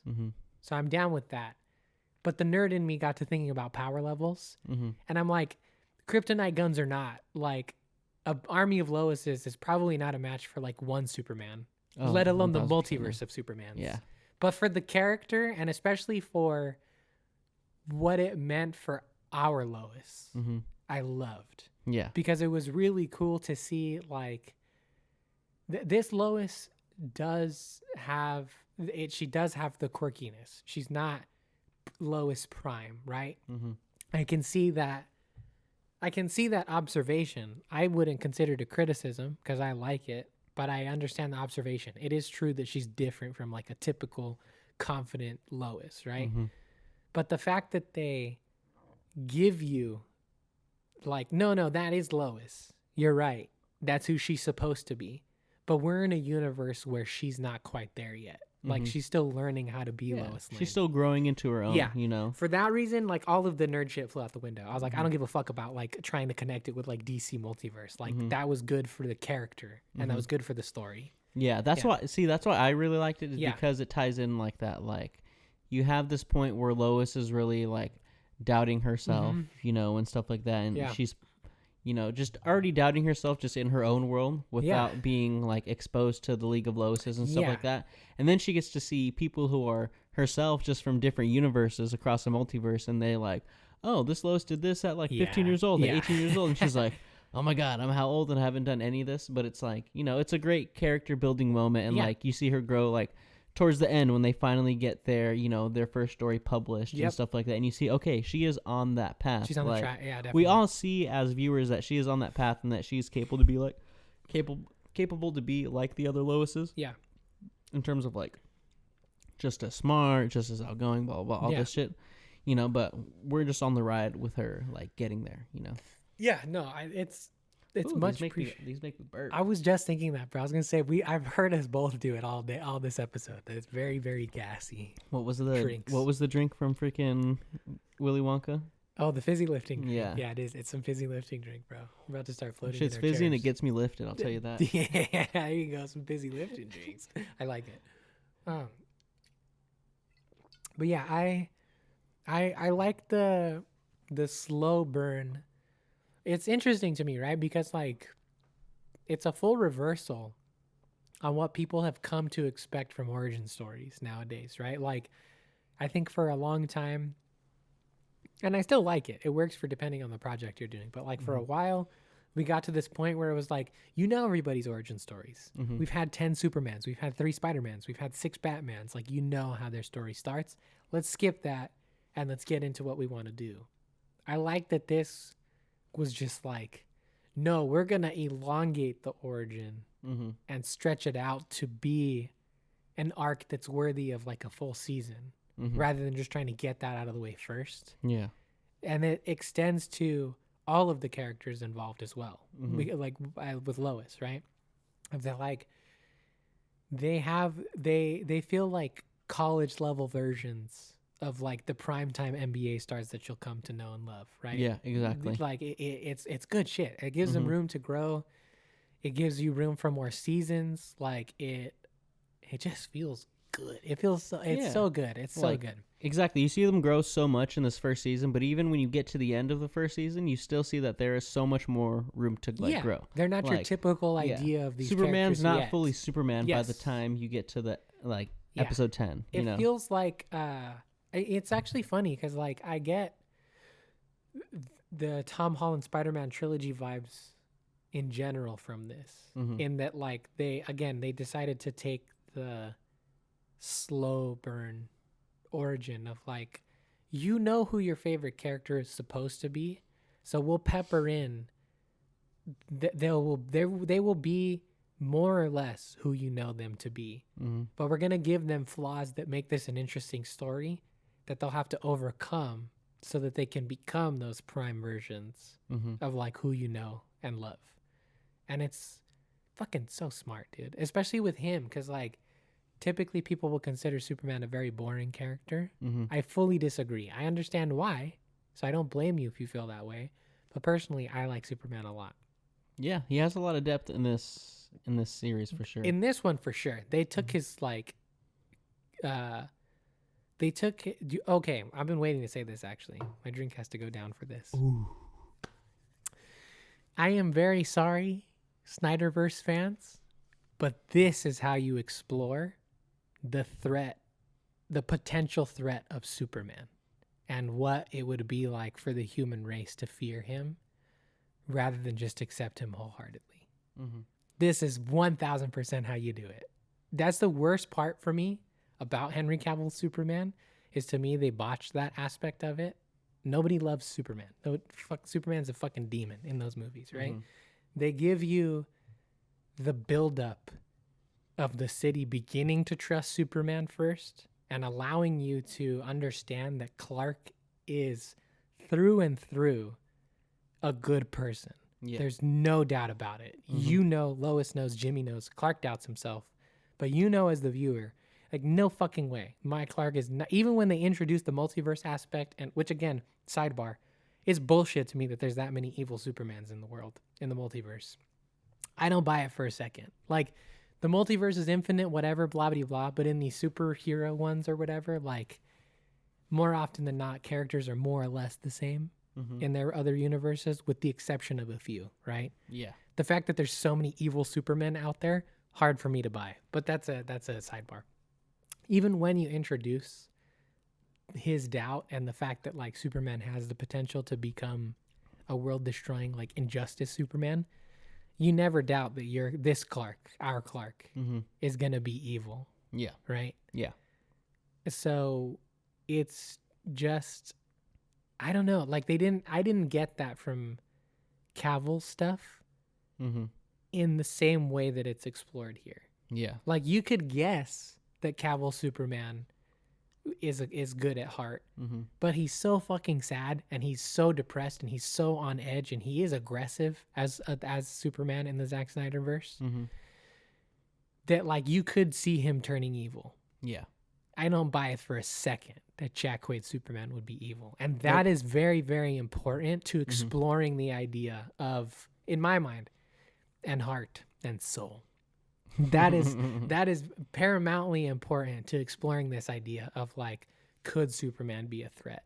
Yeah. Because the only reason that's interesting to me is that like, no, he never would be. But let's see what it takes for him to overcome those odds and show his city and show the people of Metropolis that he is there to protect him. And I fucking love it, bro. It's awesome. It's so good. I like that they explored it though, because like it is an interesting take for Superman, right? Like usually people are just like, oh yeah, look at him. He's in the American flag colors. Of course he's gonna help us. You know? Exactly. Like, but Superman's American. Yeah, which he is, right? He's a boy from Kansas. He's probably about as American as it gets. But the fact that there is just this like he's so much more gooder, better, like nicer, like sweeter Kansas boy than any other Superman that I've seen thus far. Yeah. And it's so good. Hell yeah. It's so good. Hell yeah, brother. Is the homie, that dude Alex that gets introduced, is that going to be Lex Luthor? Cuz they Which just one's Alex? He has like the red ginger hair. He is freaking the invisibility guy? He's Ivo's like assistant. Oh, the other guy? Cuz the way he's sort of introduced, they're like, "Oh, this is Alex." Yeah. You know, and the disdain I feel like he has towards Superman, like you see like he doesn't really like him, you know? I think that's fucking Lex Luthor. I could see it as well, and okay, this is what I'll say. If they explore it correctly, I would be down, but I have the same hesitation for that as I do for the Brainiac thing, which is like, these are Amazo is, I imagine he's Amazo. I don't know, because Amazo is like this, if I'm remembering correctly, in the DC universe, Amazo is like this robot that's designed to fight all of the DC superheroes based off of their powers. Like he can learn and absorb their powers and stuff, I think. But it's Amazo Core, right, is what Ivo is in charge of. So I imagine he's supposed to be like a take on Amazo. And then same thing for Zod, right? Like villains in the Superman gallery for sure, but not on the same level as Lex Luthor or Brainiac. So like if they have a sneaky enough arc of like, yeah, Lex was planning to take over Amazo and turn into LexCorp all along or whatever, cool. But I don't like the idea of Lex Luthor being introduced as a assistant. I can see him like initially being the assistant, and now that Ivo's kind of like, he takes over. Yeah, I can see him like taking over now. I'm down for that too, but like I said, like I like the idea of Lex Luthor being so incredibly overpoweringly intelligent and maniacal and just cahooting. He never had to be anyone's assistant ever. Lex Luthor was always Lex Luthor. That's true. So the fact that he would be working for somebody as like bitchy as Ivo is, and just like whiny, crazy, like, you hurt my feelings, you cheated. He says that shit so much when they fight. Like, it was so annoying. Yeah, it was. The idea that Lex would have worked for that guy, I don't like. I don't like it. But I could see it. That's a good point. The Alex character, he has the demeanor of like, yeah, fuck Superman. Look at this guy. He's a threat. He comes from an alien race that could kill us whenever he would want to. Fits very much with the Luthor character. So I could see it. Yes. Yeah. Also, how epic was the fucking music? Especially at the times when like Superman is really doing his Superman shit. so fucking great. It is good. Like the last episode, like the last like minutes when he's like going up and like is pushing the ship up towards space. The kryptonite into the fucking thing. Yeah. So sick, dude. Okay, here's what I'll say. I agree with you. The music, I'm at a 9 out of 10 for the music. And I'll tell you why I'm not a perfect 10 out of 10. Sing me the theme song from My Adventures with Superman. I can't. Yeah, because there's no recognizable notes. The soundscape of it is fucking sick. The synthy sounding electric guitar over the classical heroic strings and orchestra works fucking 99.9% for me so well. The tone of this like more sci-fi Superman works so good for me. There's no identifiable theme. That's true. That's the only thing that sucks for me is it's like you can sing ba ba ba ba ba ba ba ba. You know, you can sing ba da da da da da. You know what those are from, right? It's not the same for this. So that's the only thing is a 9 out of 10. It doesn't quite hit like that ecstasy level for me because I can't sing it. I don't know what it sounds like. I can't hum it, you know? True. Very true. But damn, that sound is sick, bro. That electric guitar just like sends it over the top for me, dude. It sounds so good. It gives you the feels for sure. It gives you the vibes hardcore. Yeah, I just got like just hardcore goosebumps. Like the last moments of the episode when he's like, I gotta fly up there and I gotta fucking do this myself. And he like meets it and he's like pushing it up and like, oh, dude, that's epic, dude. It gave me, I wrote it. It gives me Batman Beyond vibes of like the evolved version of it. You know what I mean? That like the electric guitar is a more modern instrument, so adding it into like a classical ensemble just automatically gives it that futuristic vibe. You know? I feel it. But it's good shit. Vibes wise, it worked really well for me. It's just, again, the musician in me wants that theme to latch onto. Exactly. You know? Yeah. Exactly. Yeah, but no, it's sick. It elevates the moments a lot. Like, I really enjoyed the music. That finale was also really, really good. I liked the smaller, larger stakes vibe of the end, right? Because 0 Day Part 1 and 2 give you that like big, oh no, Metropolis is in danger finale. And he has to stop everybody and the city has to fucking help him. Beautiful moment, by the way. Made me fucking tear up. This gave me like Spider-Man 1 vibes, you know? But I like that the finale, the true finale, brings it back home in every aspect. It takes you back to Kansas. It brings you back to the Kryptonians being a threat. Like, the stakes were higher than anything else in the series, but it also was more intimate and more personal than anything else. Exactly. So it was really good. All the people that mattered most to Superman were in the vicinity of everything that was going to go down. So he was like, all right, I have to go extra hard because if I don't like fuck Metropolis right now, like if I don't like win right now, like the people that I love most are going to die right now. Yeah. No, and that's good. What he cares about the most right now. Yeah, no, it was really, really good. And I really, really liked just the Kansas vibe to it. Like he was also just a really good, there were so many moments. I love that you have the ability to call him Clark and Superman. Yep. Like Henry Cavill, as much as I love him, shit at being Clark Kent. We don't even really ever see him as Clark Kent, you know? But it's very minimal that we see him as Clark Kent. They gave him chances, though, and there was nothing there for me. I maybe you can attribute it to writing. That's fine if you want to. Or maybe he didn't have the time of day to do it. I'm not saying Henry Cavill's a bad actor. I don't think they give him the opportunity. I don't think they gave him enough opportunities to be Clark Kent. Yeah. And the opportunities that they gave him were, like, very small. Like, it was like... It was not very often that he was Clark Kent. I just can't see it because for one, it's animated, so they get away with a lot more, right? But the switch between I can buy that Clark and Superman are like different people.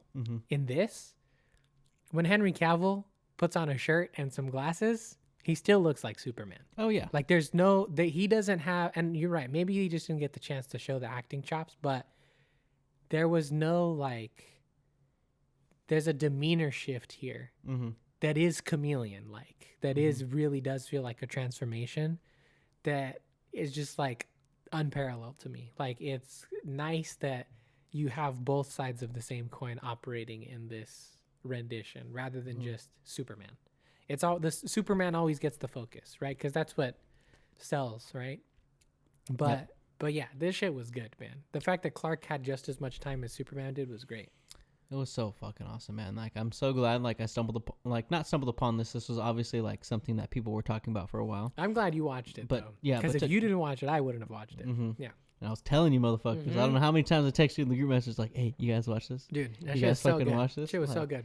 It was awesome, man. Yeah, like, it's it's awesome. just so epic.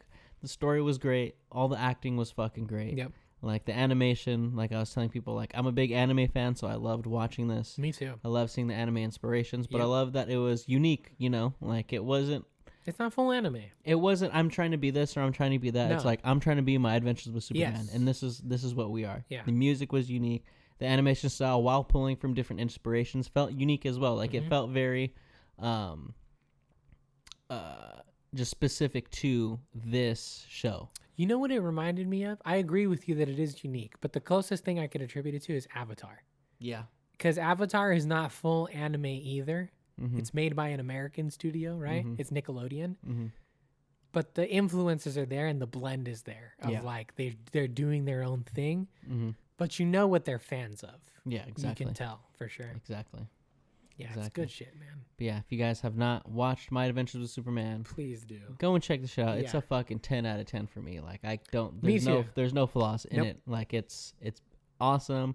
I've watched the episodes a few times and they hit just as well. I'm watching them like the second time.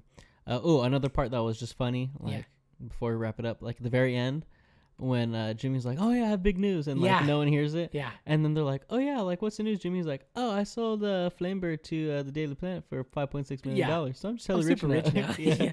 What? Yeah, that was great. I loved that. Yeah. Also, Clark just going to dinner in his Superman outfit and just not changing.